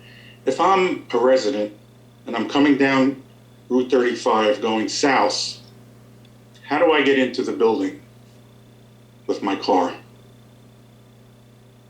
So you could make a left at the intersection of Route 35 and 10th Avenue, and then make a left into the property at the 10th Avenue driveway and access the site that way. Well, I would have to go all the way, because that would put me into the residential parking area, correct? The driveway from Route 35, Right. going Route 35 north, right, which is midway between 8th Avenue and 10th Avenue. That driveway is, call it 200 feet north of 10th Avenue. So vehicles going south really wouldn't be going too far past the main driveway coming into the site, which is off of 35, to get to 10th Avenue, to then have to make a left and then drive a short distance and make another left into the site. Okay, yeah, I understand. So then I turn on to 10th, and then I have to go to the street right before the train tracks and make another left, and then go down to the opening basically and make another left, and then I would get into my residential parking. Yes. Right? Yes. Okay, that's what I wanted to know. Thank you. Thank you. No more hands? Okay.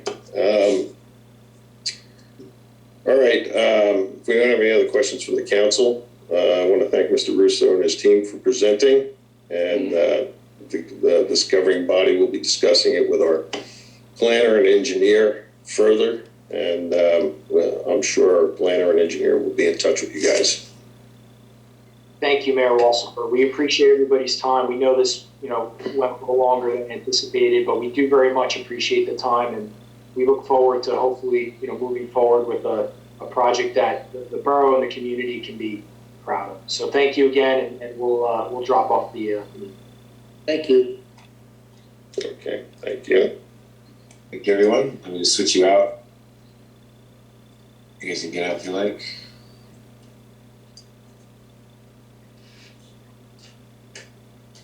One moment.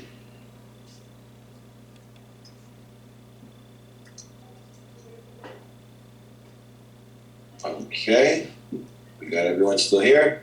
Click the right buttons. Okay, go ahead, Mayor. Thank you. All right, thanks, John.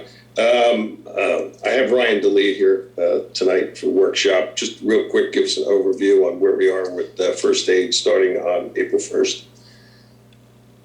Ryan, if you can just give us give the council an update. Good evening, Mayor and Council. Hope you're all doing well tonight. What we have right now is our preliminary state application has been approved, where we are moving to our second phase, which would be registering the vehicles, the ambulances, and we will be moving towards a site inspection for the vehicles to become licensed. Tonight we have a resolution authorizing the purchase of the vehicles that we're working towards. We have a staff assigned, and we have a EMS director who is on board, who's assisting with this whole process. And that's where we are right now. We are still on track for April 1st for coverage. All right, can you just let the council know a little bit about, we're rejecting bids that came in.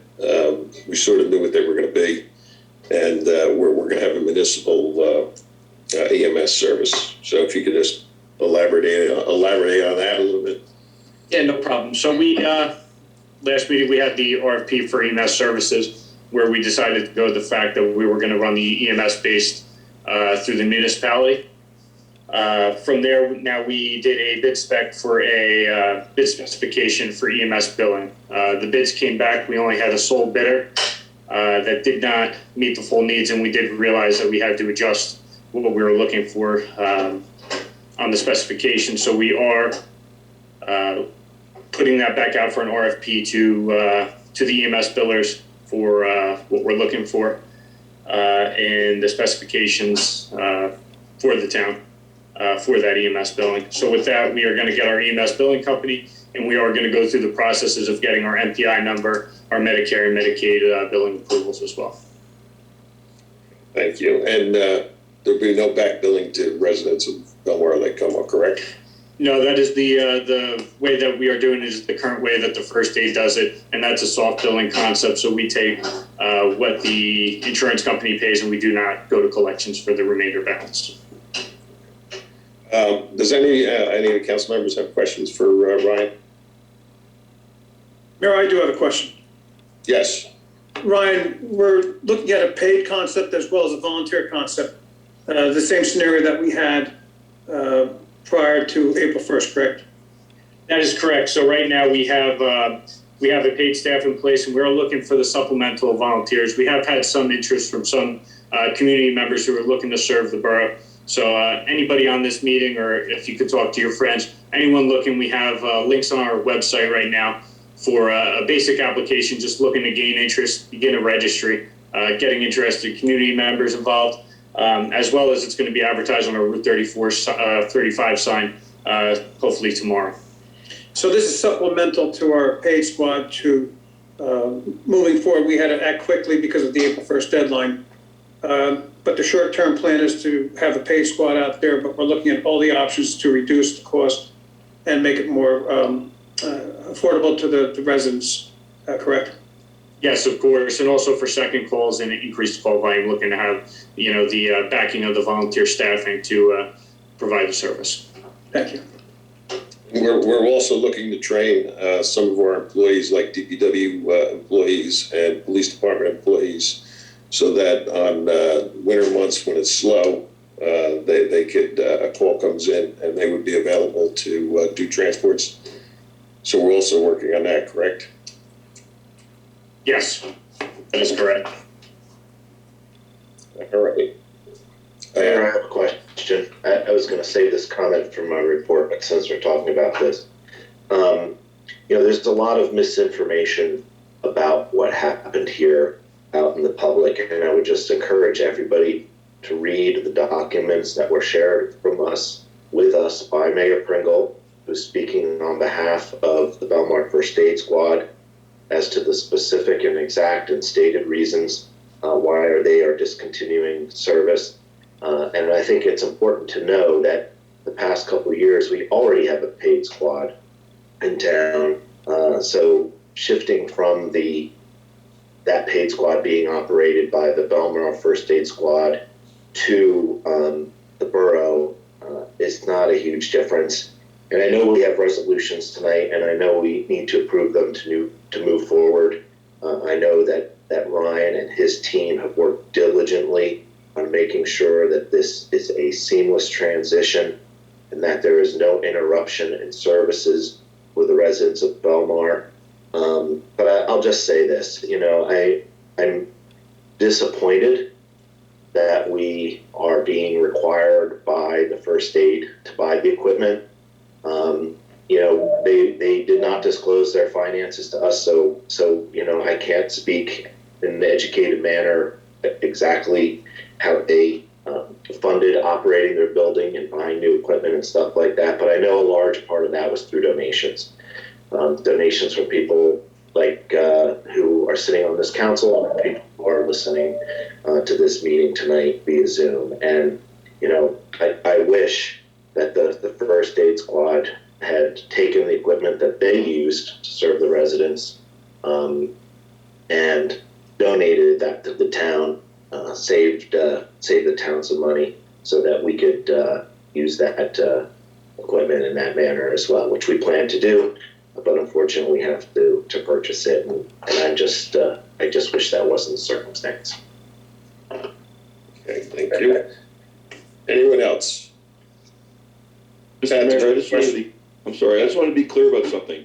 If volunteers on the Belmar First Aid, who are volunteers now, are more than welcome to sign up for this new service once it starts. Is that correct? Oh, yes. Yep, correct. Mm-hmm. Very good, thank you. Ryan, what's the age limit on volunteers? I don't believe there is an age limit for volunteer EMS. We're looking, the registry for both people who are certified and who are not certified. There would be some lifting requirements for the, EMS for lifting of patients and stuff, qualifications like that, but I do not believe that there is an age-based number on that. I'm sorry, I meant the starting age.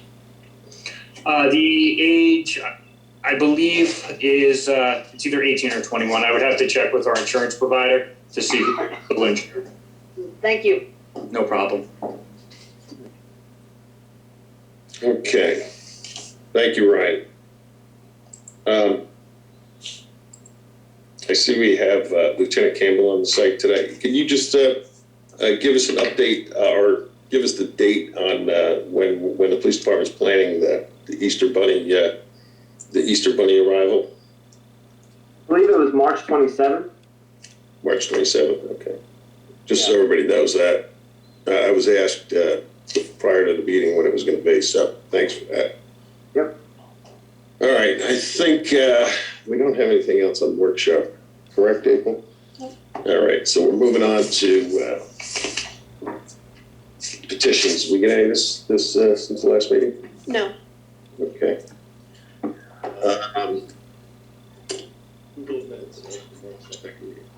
Can I have a motion to approve the minutes of the March 2nd meeting? Motion. A second? Second. Councilwoman Wan? Yes. Councilman Brennan? Yes. Councilman McCracken? Yes. Councilman Carvelli? I will abstain because I was absent last meeting. Mayor Walsifer? Yes. Reports of council. Councilman Carvelli? Yes, thank you, Mayor. Hello, everyone. My committee's planning board has an application coming before it at the next meeting, which is next week. The TDRC is going to be looking at the 11th Avenue project again. And you know, I know that we put this out on our social media, but I thought it would be good to read it again, that the Monmouth County DOT is offering free transportation for residents who are scheduled to receive COVID vaccination. You must have a confirmed vaccine appointment. You must schedule it through the DOT, and I'll read the number at the end. And then it's for residents 60 years of age of older or 18 years old and disabled. So the number to call there is 732-431-6480. Choose option 1. And I just wanted to just call everybody's attention to the fact that we are very active on putting out information, news, not only on the website, but through our social media. We have a very active Instagram account, Facebook, and Twitter. And I actually find the Twitter account to be most useful. And I actually just found that you don't need to have an account with Twitter to see the posts on Twitter. And so it's just a good resource, and I just wanted to remind everybody that those are there and are good for keeping up on what we're putting out there. So anyway, transportation for seniors and disabled for COVID shots through the county DOT. And that's my report. So thank you. Thank you. Councilman McCracken. Yes, thank you, Mayor. And just to piggyback on what Councilman Carvelli was saying about the social media, I mean, I also like to comment on the vast improvements that have been made to our website, particularly the mobile version. You know, I was on there today and it always seems to be getting better. So I think the work that has been done on that to make documents easier for the residents of Belmar to file, to find, and easier for developers and everybody to search for documents and stuff is really great. It's vastly improved. So I know John Sabier, a multimedia coordinator, and others have worked hard on that, and it seems to get better every time. The Belmar Housing Authority will meet the first Monday of April. And I reported at our last meeting about the March meeting. Shade Tree Commission meets this Wednesday at 6 o'clock. And they're in the process of still reviewing the tree inventory in town and planning a special Arbor Day event that we'll all look forward to. last question I have, and I know our attorney, Jerry Dasty, is on this call, and maybe we're all set, but I'm just looking for some reassurances because we get a magazine that's distributed in our mailboxes in town hall called the New Jersey Town Planner. And we all know that, cannabis, recreational cannabis use has become law in New Jersey. And, there are steps that municipalities can take to allow retail establishments in town to distribute and sell cannabis. And there are ordinances that we can put in place to not allow that.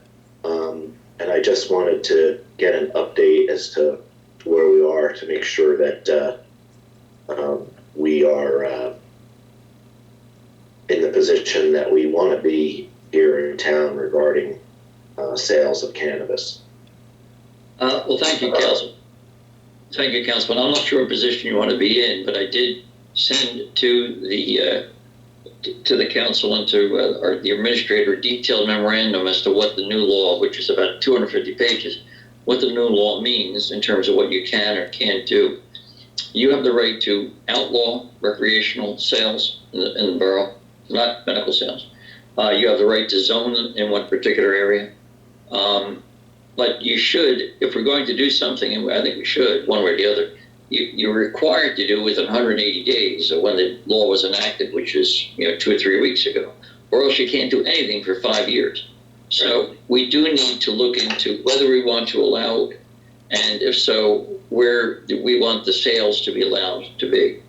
The law also have provisions which I think the legislature is going to amend and change, which in my opinion were just terrible for the police department in terms of when they discover a minor who was possessing either alcohol or marijuana. That doesn't necessarily apply to our zoning issues, but I think that's in the process of being amended. But we need to figure out if we want to have it, and if so, where, and allow it to be. All right. Well, I mean, I personally know how I feel about it. Obviously, I'm only one vote on the council, but when I read this summer, I saw the 180 day thing too, and so I guess the administration is the process of reviewing that, and will bring proposed ordinances or resolutions to the governing body to consider and adopt. That's where we are at this point. Ms. Claudio, the memo that I sent about a week and a half ago, has it been distributed or can it be distributed to the entire council? Yes, I will send it to them. Thank you. I think when you read the memo, you'll get the different options that are allowed, and then I'm sure that the mayor and the administrator will provide guidance as to suggestions as to what we want to do in terms of the legislation. Thank you very much. I'm glad that we have time. But like anything else, we have probably about 160 days to get something done. Yeah, time goes quick. Thank you very much. Thank you. Okay. Councilman Brennan. Thank you, Mr. Mayor. I actually have a report this week, this great report. We had a Harbor Commission meeting on last Tuesday, a week ago. A lot of stuff covered. I'll try to give you the highlights. A lot of upgrading and maintenance at the marina. New awnings, new signage, new Wi-Fi, and security cameras going in. We purchased additional jet ski docks for Dock A. They're going to be installed along with a couple of pilings to make that possible. We're going to get a boat ramp token machine. You won't need to have a person down there anymore, and it'll be 24/7 accessible with a credit card. So we're getting that installed. That's definitely going to be going in. They've already put in speed bumps. They put them in for the season. I saw one of our DPW guys over there pounding that stake. It didn't look easy, but he got it in. Our slip rentals are really going very well. The jet skis on A dock, there's a waiting list for those, as well as a waiting list for kayaks on the kayak racks, because we really don't have room for more. let's see, there are 199 slips for B through H dock, and there's 9 still available. There are 44 slips from K and L docks with 19 available. That's the part, those are the docks down by the bridge.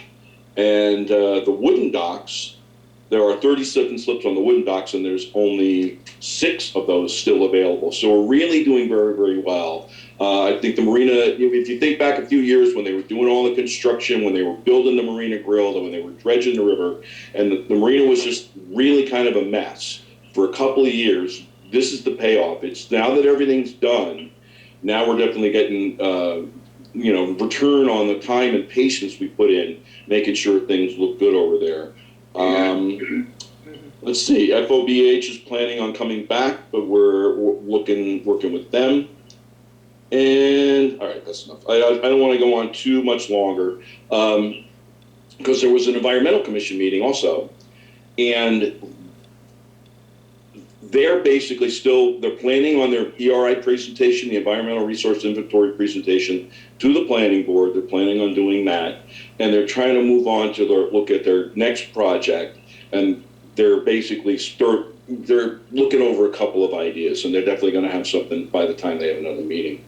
There's one other thing I wanted to add since the subject came up. I appreciate Councilman McCracken's concern.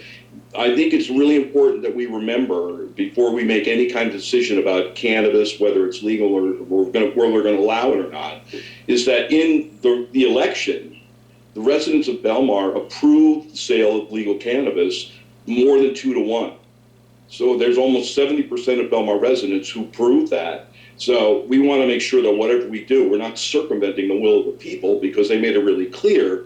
Now, I mean, they could have been voting yes on a general concept, and when it gets down to particulars, they might have a different opinion. But the way I've read the legislation, there are really a lot of options for a municipality to tailor how it accommodates or not any kind of cannabis retail. So there's different kinds of stores. You don't have to have a retail outlet. You could have a processing place where people work, but there's no marijuana being sold out of that.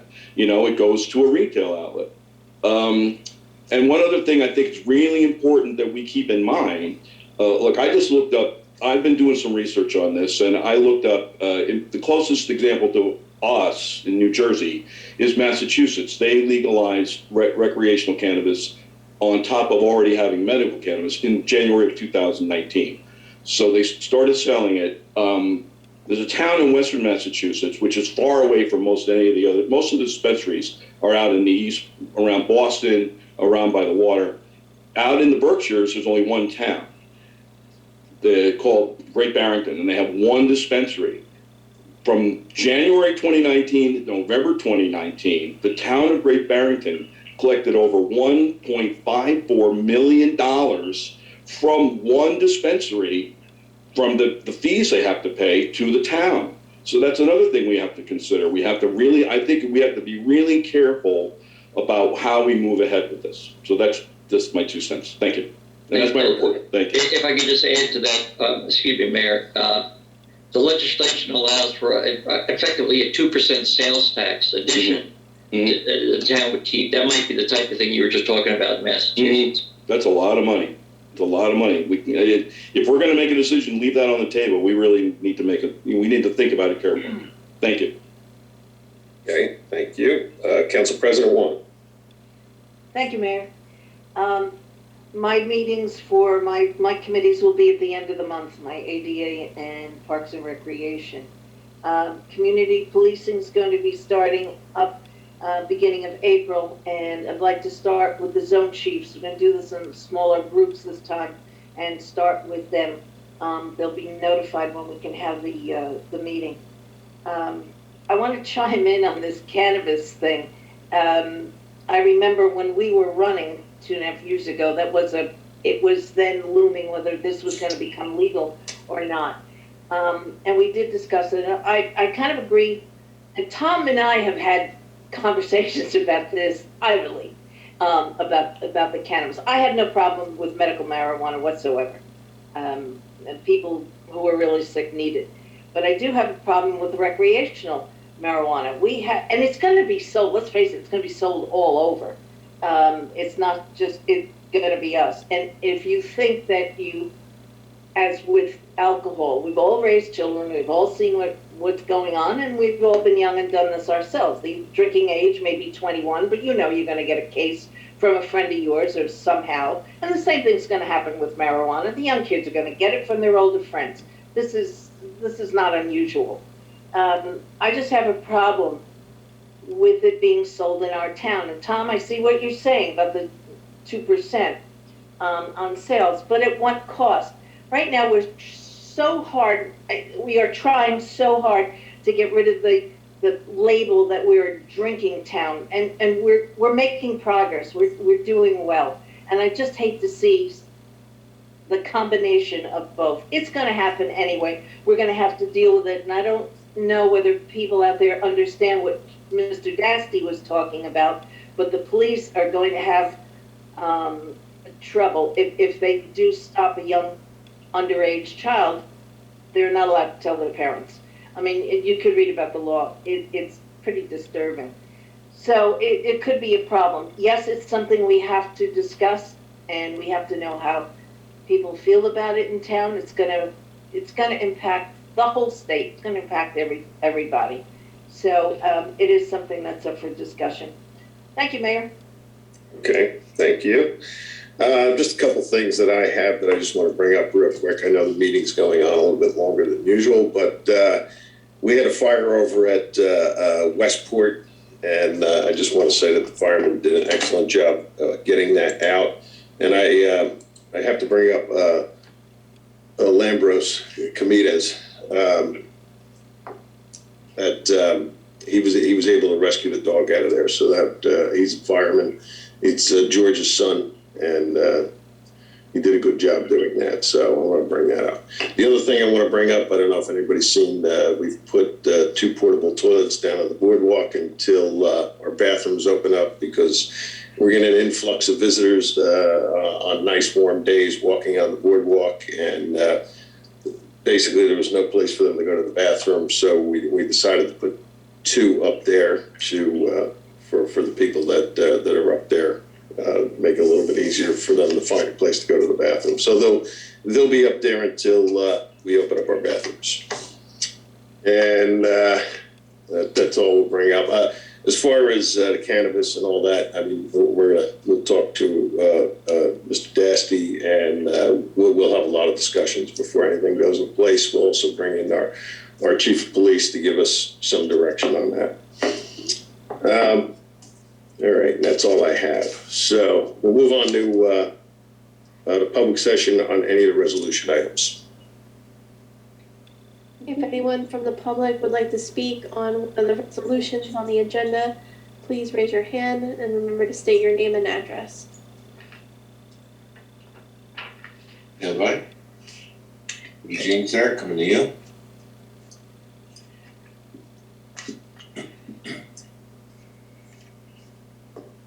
Yes, Mr. Kramer, go ahead.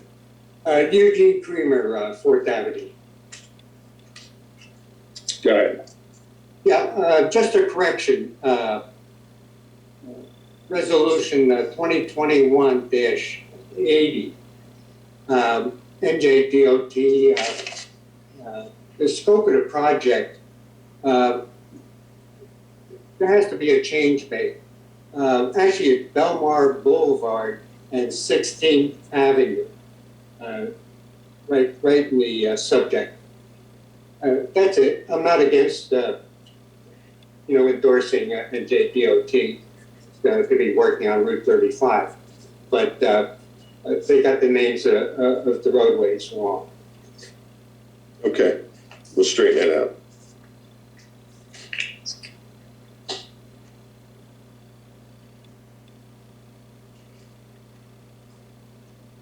John, anyone else? Mr. Eugene, you're through. Thank you, sir. Coming to you, Sherry. Stand by. Go ahead. Hello? Yes, go ahead. Name and address again. Yep, Sherry Russo, 1218 Briarwood Road in Belmar. would I be speaking on EMS now? Is that correct or no? Yes, you can, because we have a resolution on there about the ambulances. All right. My question is, I may have missed this when you said it, is how much did it cost to buy the equipment? I'm not sure if you said it. I couldn't tell if I missed it or it wasn't said. It's in the resolution. I believe it's $185,000 for all of the equipment, all of which is detailed in the resolution. Oh, yes, I remember seeing that now. All right. And then also I just wanted to say a couple things. Oh, one other question. I know that we talked about offering people that are, to volunteer. Are we sponsoring certification? As I know the state has grants to do that.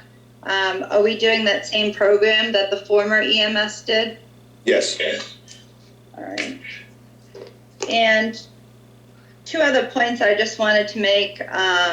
One is, once again, $185,000 is more than it would have been for us to, give the EMS what they were asking for and help them out. And my second comment is when McCracken talked about he never saw the finances posted, I know that he is part of the Facebook groups and it was shared on that. So, this is social media. We're in 2021 here. So stuff was actually posted. You could go back and read it if you didn't see it yourself. And I just find the whole situation very sad once again. And that's all. We can talk about that all night, but the I just wanted to say that.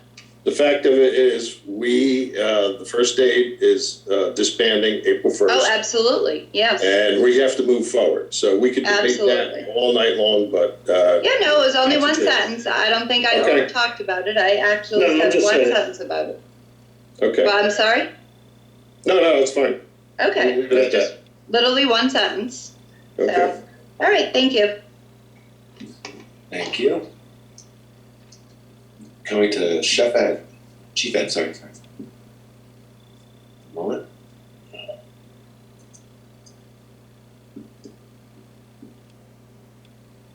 Hello, can you hear me? Yeah, I hear you. Yeah, that's Chef Ed. I don't want anybody to be confused with the other chief. All right, just like the thread, go ahead. Ed Lippincott, 305 4th Avenue. I am also the chair of the Belmar Environmental Commission, and I also owned a restaurant on 4th Avenue there, so that's where I get the name from. I wanted to comment about the proposal that was during the executive session. Ed, I don't want to cut you off, but this is just for the resolution. Okay. You can speak at the end of the meeting.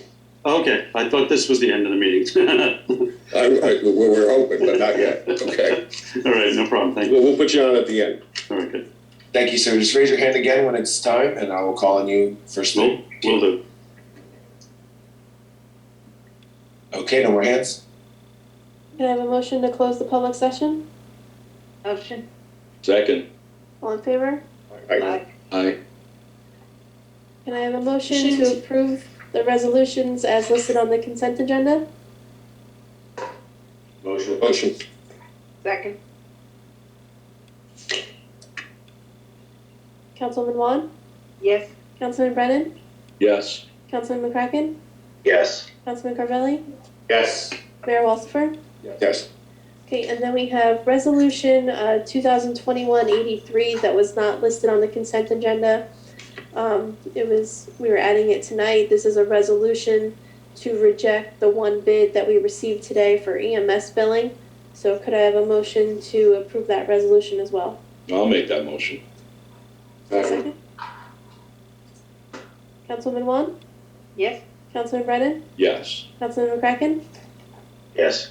Councilman Carvelli? Yes. Mayor Walsifer? Yes. Okay, next are ordinances. We have ordinance 2021-6 for first reading and introduction.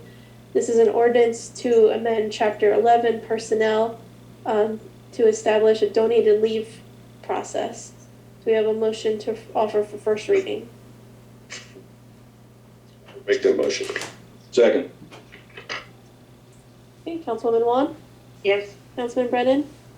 I just want to say this is an excellent idea. I'm thrilled that we're doing this. Yes. Councilman McCracken? Concur. with the other statements. I'm glad we're taking a look at this. Councilman Carvelli? Yes. And Mayor Walsifer. Yes. Next, we have second reading and public hearing on ordinance 2021-3.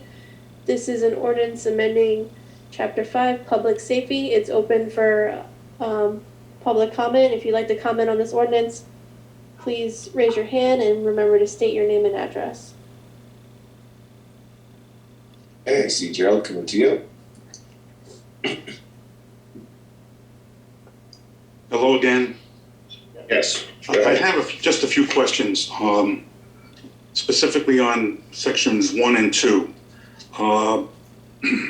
As I read this, the council in section 3 will decide what positions can be established for the Division of Emergency Medical Services, which they do by ordinance, which I assume is what's being done tonight, because in section B, it says that the following positions are hereby established: the Emergency Medical Services Supervisor and the Emergency Medical Technician. So, am I reading that correct? That those will be the two titles that will be used in the EMS division? This ordinance, sir, will establish those two positions. Okay. And at some point, or I don't know when, but the Part C says that the maximum number of each position shall be as authorized by resolution of council. That hasn't been done, correct? I'm not aware of any resolution that's done that yet, no. Okay, so are people being hired in the Division of Emergency Medical Services at this point? And if so, what titles are they being given, and how many of each? Well, I know one, the only one that we have hired, and I believe that's one of the positions, is a part-time person that the first aid had employed to do,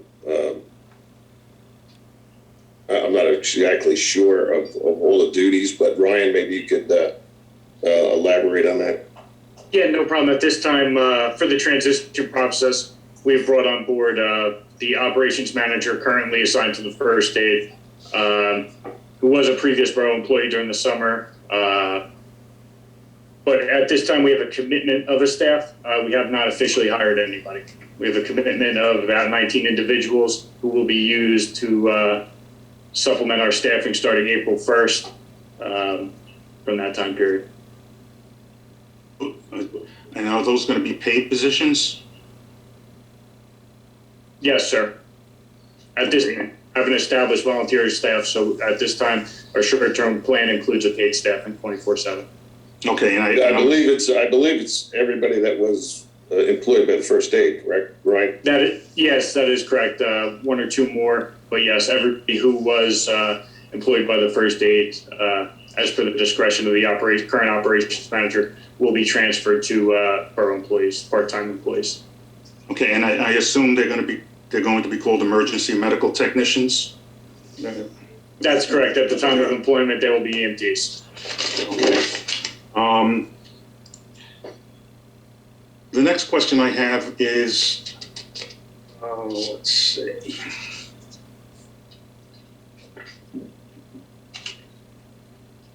Doesn't a salary ordinance need to be modified to before we hire these people? Those titles need to be added to the salary ordinance and the amount of money they're going to be paid. Because in section 13, it says the compensation of all employees in the Division of EMS shall be in accordance with the salary ordinance of the boroughs of Belmar. So, is that something that's also planned? We're working through that. I'm sorry, go ahead, Mayor. We're working through that. These members that are coming on board have been EMTs for the borough of Belmar. They were paid by the borough of Belmar. So we're moving forward with that. We had a bunch of contingencies that we had to move through and move forward with based on the bids that we got, so we're moving forward to make sure that we have coverage on April 1st. But these are EMTs that were already employed by the borough. We've paid them before, and we're going through that process to look at the salary rates. Oh, I'm not aware of us having hired EMTs. What was the situation? Of course you're not, because you weren't here last summer. We paid the EMTs in 19 and 20 to man the Ocean Avenue first aid station. No, okay. I'm not sure what you mean by I wasn't here last summer, but I've been here every summer for the past 66 years. Oh, okay, but I didn't know that you were. Okay. Let's go to paragraph 14, Code of Conduct and Discipline. My general question is, how does this section apply when the borough already has an employee handbook and there are negotiated labor agreements detailing the discipline procedures? I don't understand the point of this section. Are you talking about the EMTs being union? No, I'm talking about Code of Conduct and Discipline, it says. I'll get to the union part. I'll get to the union question next. Mr. Woghoff, so the ordinance speaks for itself. There's a particular code of conduct for these employees. I'm not sure what your question is about that. So, well, the code, the statute doesn't say. It says that it's going to be, the rules and regulations will be determined by the chief of police and approved by the mayor. But we already have a town-wide handbook that goes into all of the rules and regulations. So isn't this an unnecessary piece of legislation? Mr. Mayor, if I could go further on that. Yes, go ahead, Brian. So in addition to our employee handbook, we are also having a code of conduct, a standard operating policy procedure handbook that will need to be followed as required by the state of New Jersey for the Department of Health for the operations of the EMS employees. You know what it sounds like, and I agree with you. I think the title of the section is misleading because it's not really the Code of Conduct and Discipline. It's really more of a code of operations. Probably could have been done a little better on that. That was mandated by the state, correct, Ryan? The title was mandated by the state? I'm sorry. Let me just confirm with Ryan. All this is procedural based on us getting our license, correct? We need to have standard operating procedures, which include a code of conduct for employees to be held to a higher standard, obviously, serving the public in this title. So this is a requirement under our, it's actually. Was this document prepared by someone from the state? Is this like from a code or something? No, the ordinance was prepared by my office, sir. Okay. My office, sir. The final thing. I take your editorial comment about a different heading under advisement. Thank you. The last thing I have is the fees for emergency medical services shall be established by resolution of the borough.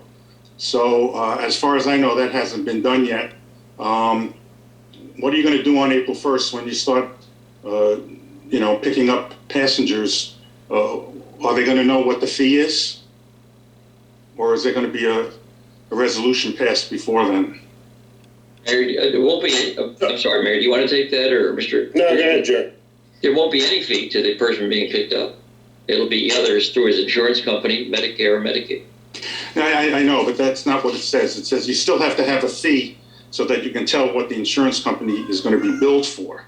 I mean, that's what the paragraph says. I could take that too. Right.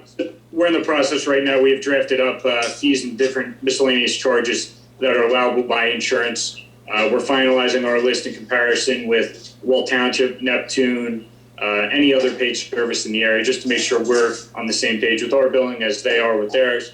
So that is still being prepared, and that will be brought to council by resolution for approval. That'll probably be at the next meeting, I would assume. Yes, our timeline right now has that at that point. I have one last question, and this is going back to paragraph 1, composition of the Division of Emergency Medical Services. It says, shall consist of such officers, rank, members. What is that? What is officers, rank, and members, and civilian employees? I'm not sure what your question is. There might be certain members who have ranks. I'm sorry, I don't quite understand what your question is. Well, I'm reading the first sentence of paragraph A. It says, Okay. the Division of Emergency Medical Services shall consist, the word of is missing, of such officers, rank members, and civilian employees as deemed necessary and appropriate by the Chief of Police in the Chief's discretion with the approval of the mayor. Now, I'm confused because then down further, it says that the division will only consist of those positions established by ordinance, which is by the council. So I'm not sure what the reference is to officers, rank, and members.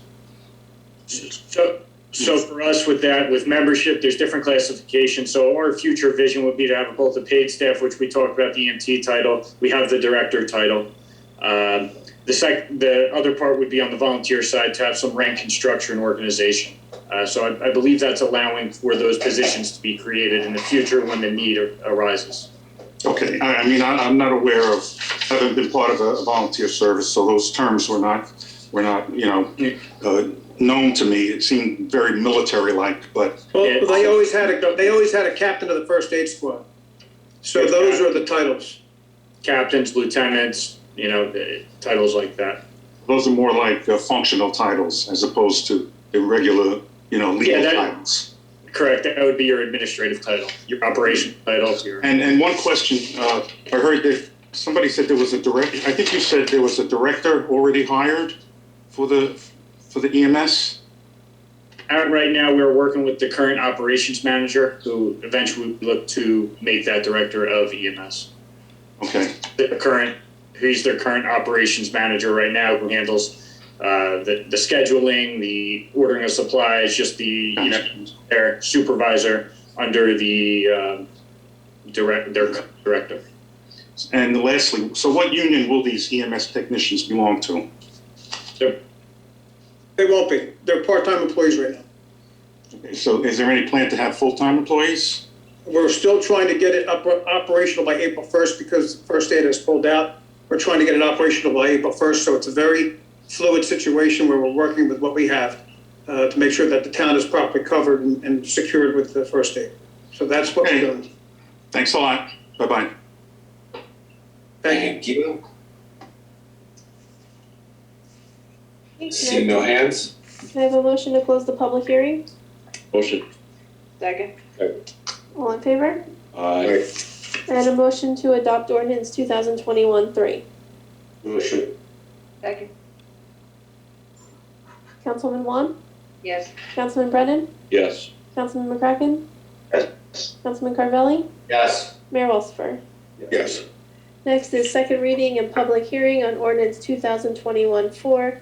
This is an ordinance amending Chapter 19 traffic for snow removal. If anyone would like to comment on this ordinance, please raise your hand and remember to state your name and address. Okay, stand by.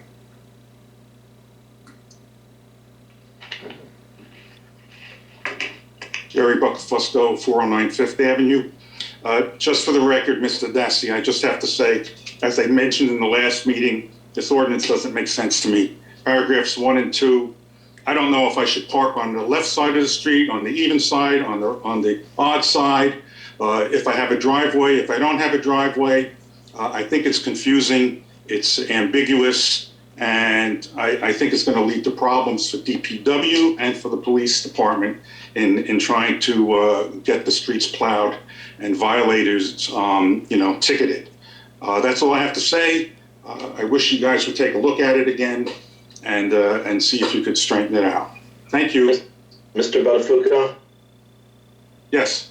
Did you offer some draft language to the borough attorney and the town to clarify any misunderstandings that you have on this?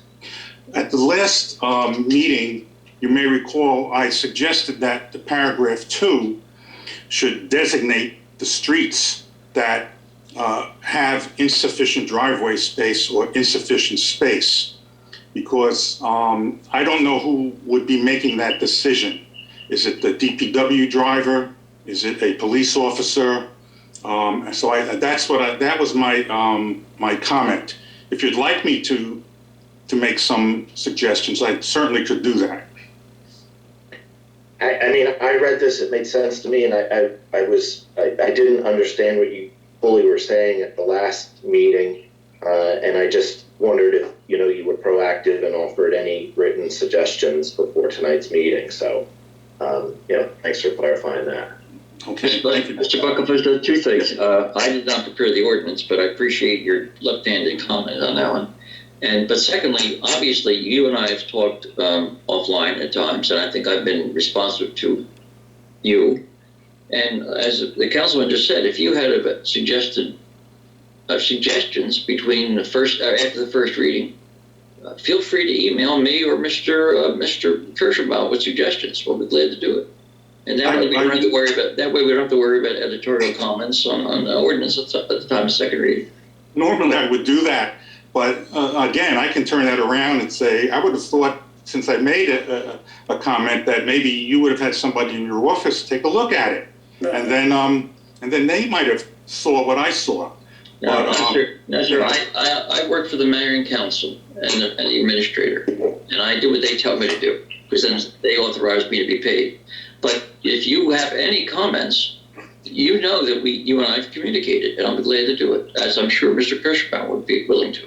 And some of your comments, sir, if I could just finish. And common sense has to dictate here.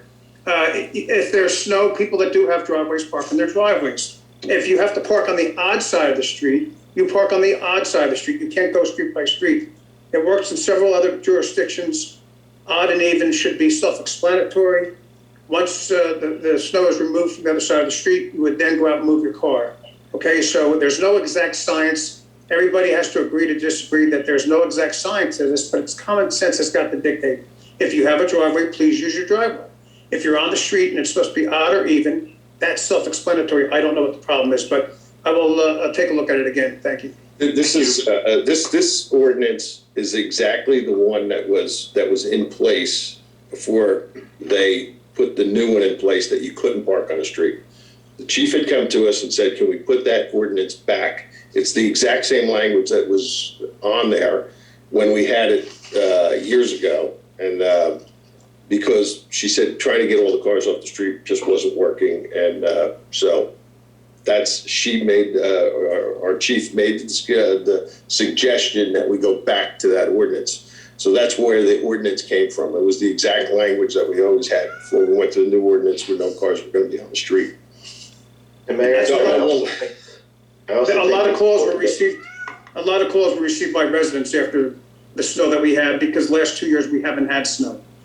So that a lot of the residents expressed concern. We listened to our residents. The chief sat down with the mayor and myself, and we brought back the ordinance that was effective in 2015 at the request of the chief, and residents said the other ordinance was too ambiguous, that there's not enough off-street parking to remove all the cars. It didn't make any sense. So we listened to our residents, and that's what we did. We tried to make it with the same type of language as 2015 was.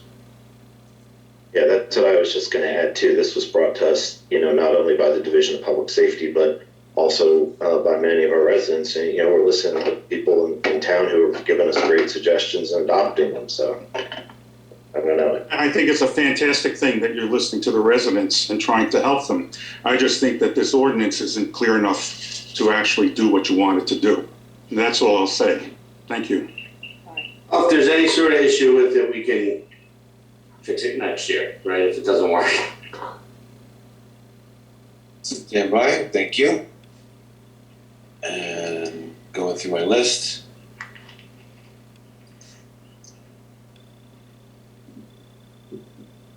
Good evening, Linda Sharkus, 4th Avenue. I just want to bring up the snow situation, because at the last meeting I commented that there was no clarity about if you have a driveway and it's snowing, you need to park in your driveway. Prior to this no parking on the street, people wouldn't pull into the driveway. And I think that's one of the clarifications that needs to be made before we sign off on this. I did comment, Jerry did comment. Please listen to the people and let's not vote on this tonight. And let's get it fixed before we bring it in. Because that's why we make these comments, and it was acknowledged that my idea was good to make sure you emphasize that you need to pull into your driveway. Thank you. Thank you. And coming to Eugene Kramer, stand by.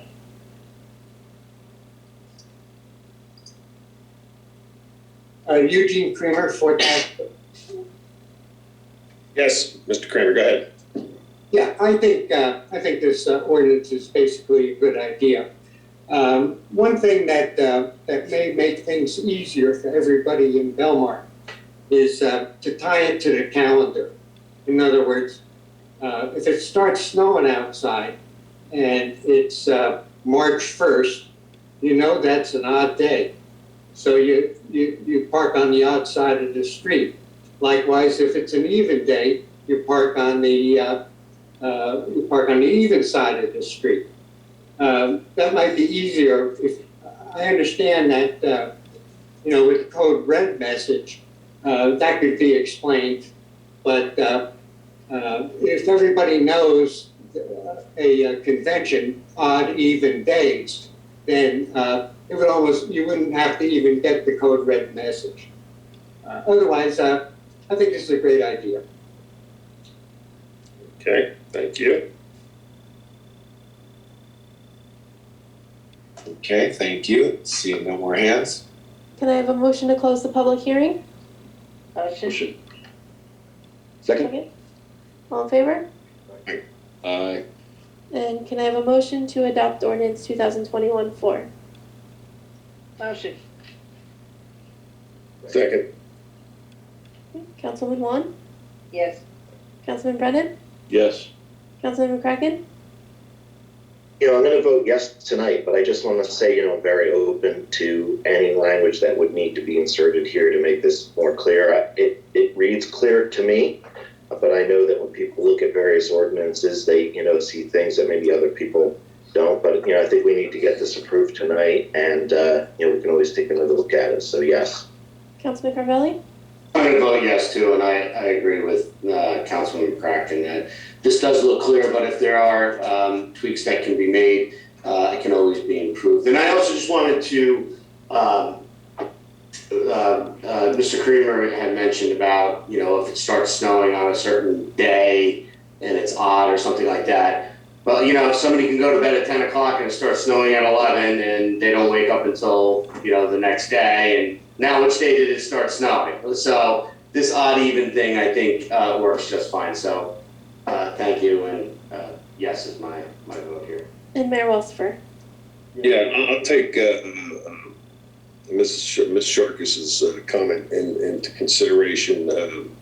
It might have to be updated for parking in the driveway, but I think we'll put it through. I'm going to vote yes, but I'll have the chief and DPW take a look at it if there needs to be language changes. And the only reason why we're putting it in place, just in case we get snow later part of March or in April, we have the chief has something. The chief and DPW have something to go on, and we'll when we put out the code red message, we'll put out that if they have a driveway to park in there, and in the next couple of weeks we'll make some changes to the ordinance and bring it back out. So yes.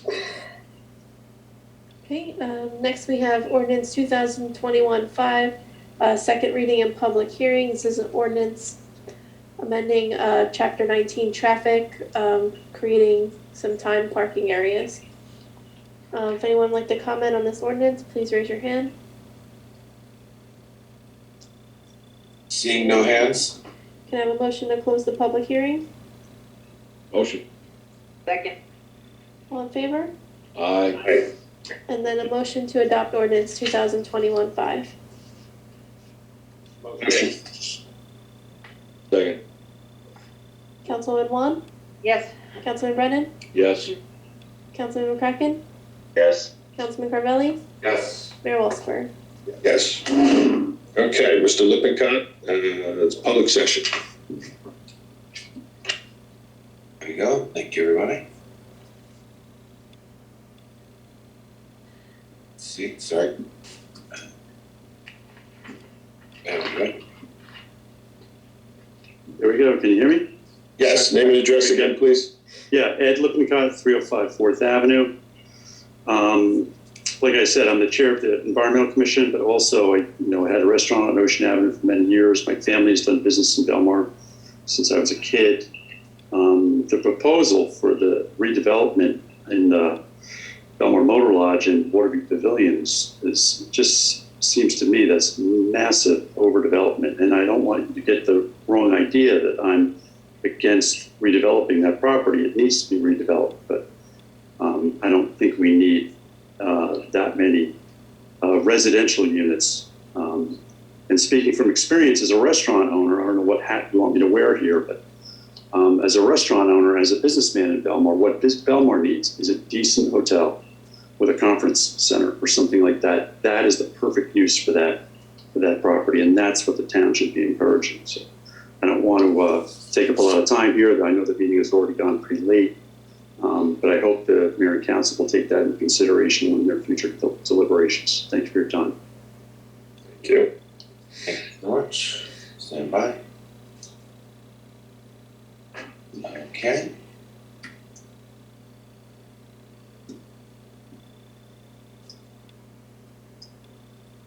Go ahead.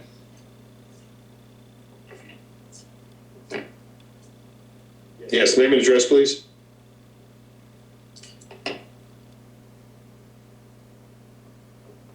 I'm at Turquoise. Hello? Okay, we can try again later. Maybe have some technical difficulties. Stand by. Raise your hand again if you need to. Thank you. And coming to Mr. John Walsh, stand by.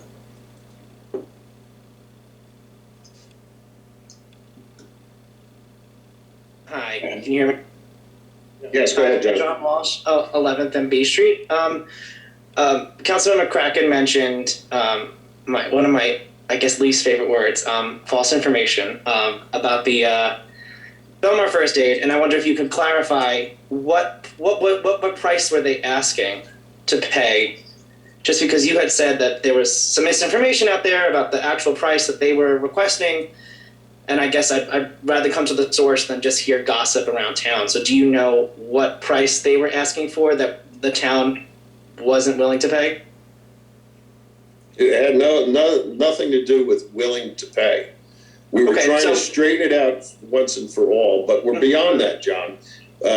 The First Aid is closing down April 1st. We could go back and forth about I'm really just interested in a price. I just really kind of want to know because I mean, again, I've heard numbers myself, and is there any way I can look that up or find that out somewhere? I was in the meeting, and they said they needed $70,000 more to finish out the year. Okay, that was really it. I'm not here to debate. I heard 70, I heard 40, but I guess we'll go with that. Thank you. Okay. Thank you. I'll get through my list. Stand by. Coming to Brian. Hello, Brian Rashowski, 4th Ave. Yes, go ahead. I run the Beach Volleyball League and was just inquiring if there's going to be oceanfront programs allowed this year or not. Reach out to our business administrator. We've been talking about it. We're probably going to allow it. But there might be some times that it's going to be allowed. But reach out to our business administrator because he has been in discussion about letting some of the volleyball come back. Perfect. Thank you. Thank you so much. And coming to you.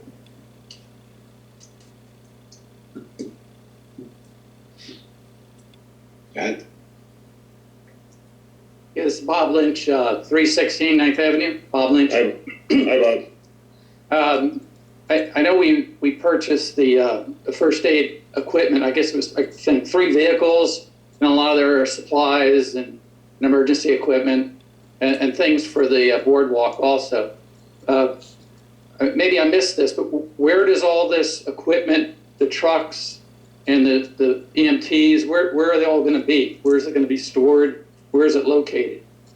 Right now, we're based in the supplies will be all in the first aid station up at the ocean until we find a place to house the first aid. That's where they'll be. They'll be operating out of the two garages down the borough yard. Okay, out of the borough yard and the beach. Okay. Yes. All right. And it's going to be under direction of the police force. Yes. Okay. All right. Just curious where it was going to be located. Thanks. Thank you. Okay, we're gonna try, I'm gonna turn one again. Hold on, please. One moment. All right, go ahead, just try again. Are you there? Hello? Okay, please just remind everyone, make sure you update your Zoom before coming on, or sometimes it does not work on desktop. Thank you. Sorry, couldn't help you. One moment. And Linda, coming to you, stand by. Hi, Linda Sharkus, again, 4th Avenue. I'd like to comment on the proposed development plan. I agree with Mr. Lippincott, we need something new there, but one, I think it's too many units. Two, I think going north, you need a turning lane into that building. And I don't think you should be able to turn left into that parking lot, that entrance, which has been one way for years. It seems like a traffic nightmare. And we have traffic jams without having a building waiting in line with, if you look at the entrance, it's very limited. So instead of, I think they need to reduce the size to allow a turning lane into their parking lot off of 35. And I also, this is our opportunity to improve the safety of pedestrians and put a crossover, ask whoever does development to do a crossover, a walking bridge across Route 35, so we don't have any accidents. There will be far too many residents going into this building. So one, during the presentation, Ed Russo suggested 240 to 250 being the ideal number, but he's at 306. So if we could reduce the number by 65 units, that would be a major improvement to the density of the building. And I actually like Mr. Lippincott's ideas. Maybe one wing should be a small boutique hotel. So big probably wouldn't work, but small would be pretty nice for the residents who are having visitors. Thank you. Okay. Thank you. And Sharon, stand by.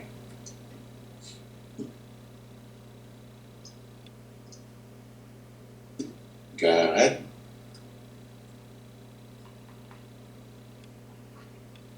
One more, still on mute.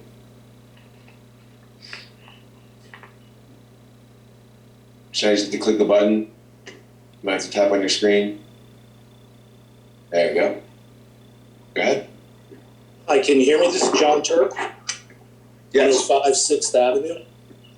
One thing that I'd like to comment on, and I don't know if it was part of the ordinances, but there's been a rumor going around that there would be proposed paid parking around Silver Lake.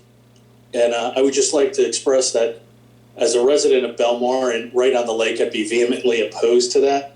I know there's a number of folks that utilize the lake, not just for the beach aspect, but for fishing. There's obviously young families that utilize McGovern Park. They would be impacted. You've got a number of events at the gazebo, weddings, graduations. There was recently an engagement. And then certainly those folks and families that would utilize Taylor Pavilion, they would be negatively impacted by this proposal. So I just want to go on the record as saying, I'd be strongly opposed to it. Thank you. Okay. Thank you. Sherry, coming to you.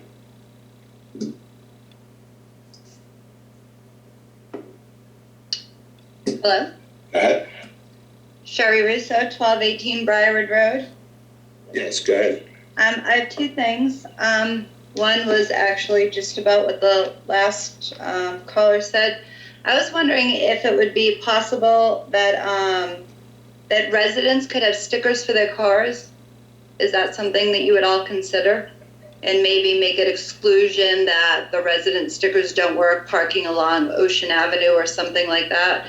Because it seems as time's going on and on and on, and I'm sure with this new building coming in, you know, that's going to have more paid parking and more parking problems. If it's possible that anyone would be open to, you know, getting resident stickers for their car, whether or not we'd, you know, like to go to the lake or whatever, marina. We can do it. We'll take a look at it. Okay. And my second question, I have two questions actually. I started out with one question for Derry Dasty, but then something he said is making me ask my second question. He said that Jerry Dasty, you said that you work for mayor and council. Do you not also work for the residents?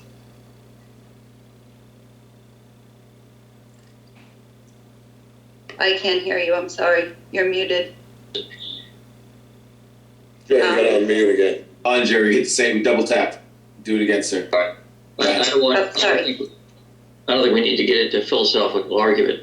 I do what I'm instructed to do by the mayor, council, administrator. So that's what I think about working for them. I have an ethical responsibility to every citizen in Belmar, as well as certainly the administrative staff. So let's leave it at that. Oh, I didn't know about the leave it at that. That just pertains to my second question, because I had a question on an ordinance. For instance, I'm sorry, I was. Well, let me just finish. But maybe if you heard my question, you'd understand what I meant. No, just let me finish, Mr. Russo. Sometimes we're required to sue people in town, so I couldn't sue my own client. So for that reason, I don't represent every citizen in Belmar. Oh, but if I had like a question on an ordinance, you would be able to answer that for me. You mean like I would think so, sure. Oh, okay. Because my question was, that was my original, I had a question for you, but then you said, oh, I work for mayor and council, and then I was confused. So I was clarifying that up. My question I don't know why you're confused. I answer questions when they're asked about. I thought so up until today. Yep, absolutely. That's why I had this question for you. Well, I've done it today, Ms. Russo. I've answered questions today about the ordinances. Okay, yeah, I thought so until, that's what I thought originally. My question is, on the animal house rules, on the animal house ordinance, I know that last week there was a caller that called in and that you had to look it up and get back to her. My question is a couple things on the animal house rules. I don't know if I read this wrong somewhere, or if I had read the ordinance wrong, or I'm incorrect in what I read. And I was wondering if you could explain the animal house rules to me and how that would work. I thought I read that if the owner calls on their own tenant, then it wouldn't go against them as an animal house. Is that correct, or am I wrong? As I indicated to the woman last meeting, I don't have it in front of me, but just a moment, please, Ms. Russo. And I said to that woman, I'll get it and I'll call you tomorrow and talk with you about it, which I did. So if you would like me to answer that question for you, if you want to leave your contact information with Ms. Claudio, I'll be glad to do that with you tomorrow. Oh, I just figured since you had already talked to her, you would have the information in your head since you recently looked it up. Well, I'm sorry to disappoint you, but I don't remember who it was 2 weeks ago. Oh, and you don't know the answer to what? You don't know the answer to. You want to leave your contact information with Ms. Claudio? Oh, of course I will. Absolutely. Fine. Interesting. All right, thank you. And I'm sorry that you don't know the answer to that. I'm sorry. I thought that was going to go like very quickly. So, Sherry, excuse me, it's Pat. Yes. I'm sorry. I just listened. Can I just ask a personal question? We're all up here. There's a lot to do. Sherry, why are you getting so nasty? Why do you think I'm nasty? You're being curt and nasty. I'm sorry. And it's. Do you think I'm being curt and nasty? Sherry, you're not like that. You're a lovely young woman. How would you know what I'm like? You don't even know me. I know you enough, and you are a lovely. You know me from who? You've never even met me. Oh, come on, Sherry, yes, we. Tell me when you've met me. All right, I'm gonna stop this right here. Make sure. I had a very simple question for Jerry Dasty. My honest, real question, Mayor, is whether or not if a landlord calls on their tenant, would that not be considered an animal house He's gonna violation? get you the answer That was the tomorrow, only Sherry. question. This is being so blown out of proportion. It seems that people here are extremely sensitive to residents calling in, which is so unfortunate. No, we're not. All right. You think that I'm That's nasty the for end of that. asking a question? That is extremely You insensitive. called Councilman. Sherry, you got any other? Cracking. That was, You there was have no. any other- I called who? I'm sorry, I didn't hear what you said. I said, do you have any other questions? I'm not gonna allow this banter on. Oh, well, I'm sorry, she was doing it to me and she's here as an elected official. I was only answering back. Okay, And my question wasn't even for her, it was for Jerry Dasty. okay. I don't understand why Pat won. Jerry is gonna I'm call not you a nice Jerry enough is gonna person. call you tomorrow. That's very unfortunate that an elected official feels that I should not be calling in and asking questions. I feel, I you never know, said that is so Sherry. sad. Not wrong. There you go. I never All right, said that. Pat. It's a late hour and. Yeah, let's go. yeah. Night's over. Absolutely. I really, truly, and Mayor, I really, truly thought that was going to go so smoothly. I thought it was going to be an asked and answered 1, 2, 3.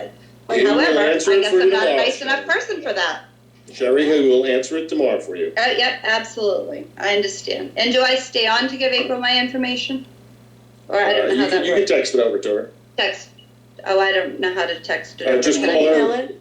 I can email it. Pat, do you know how to text it over to her since you're making fun of me? Absolutely. I do, and I will. Are you going to tell me now? Sherry, I'm not allowing this to go on, so John, Well, she's we're done. rolling her eyes and John? telling me I should.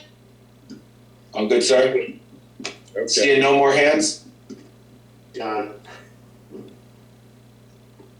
right. Seeing no more hands.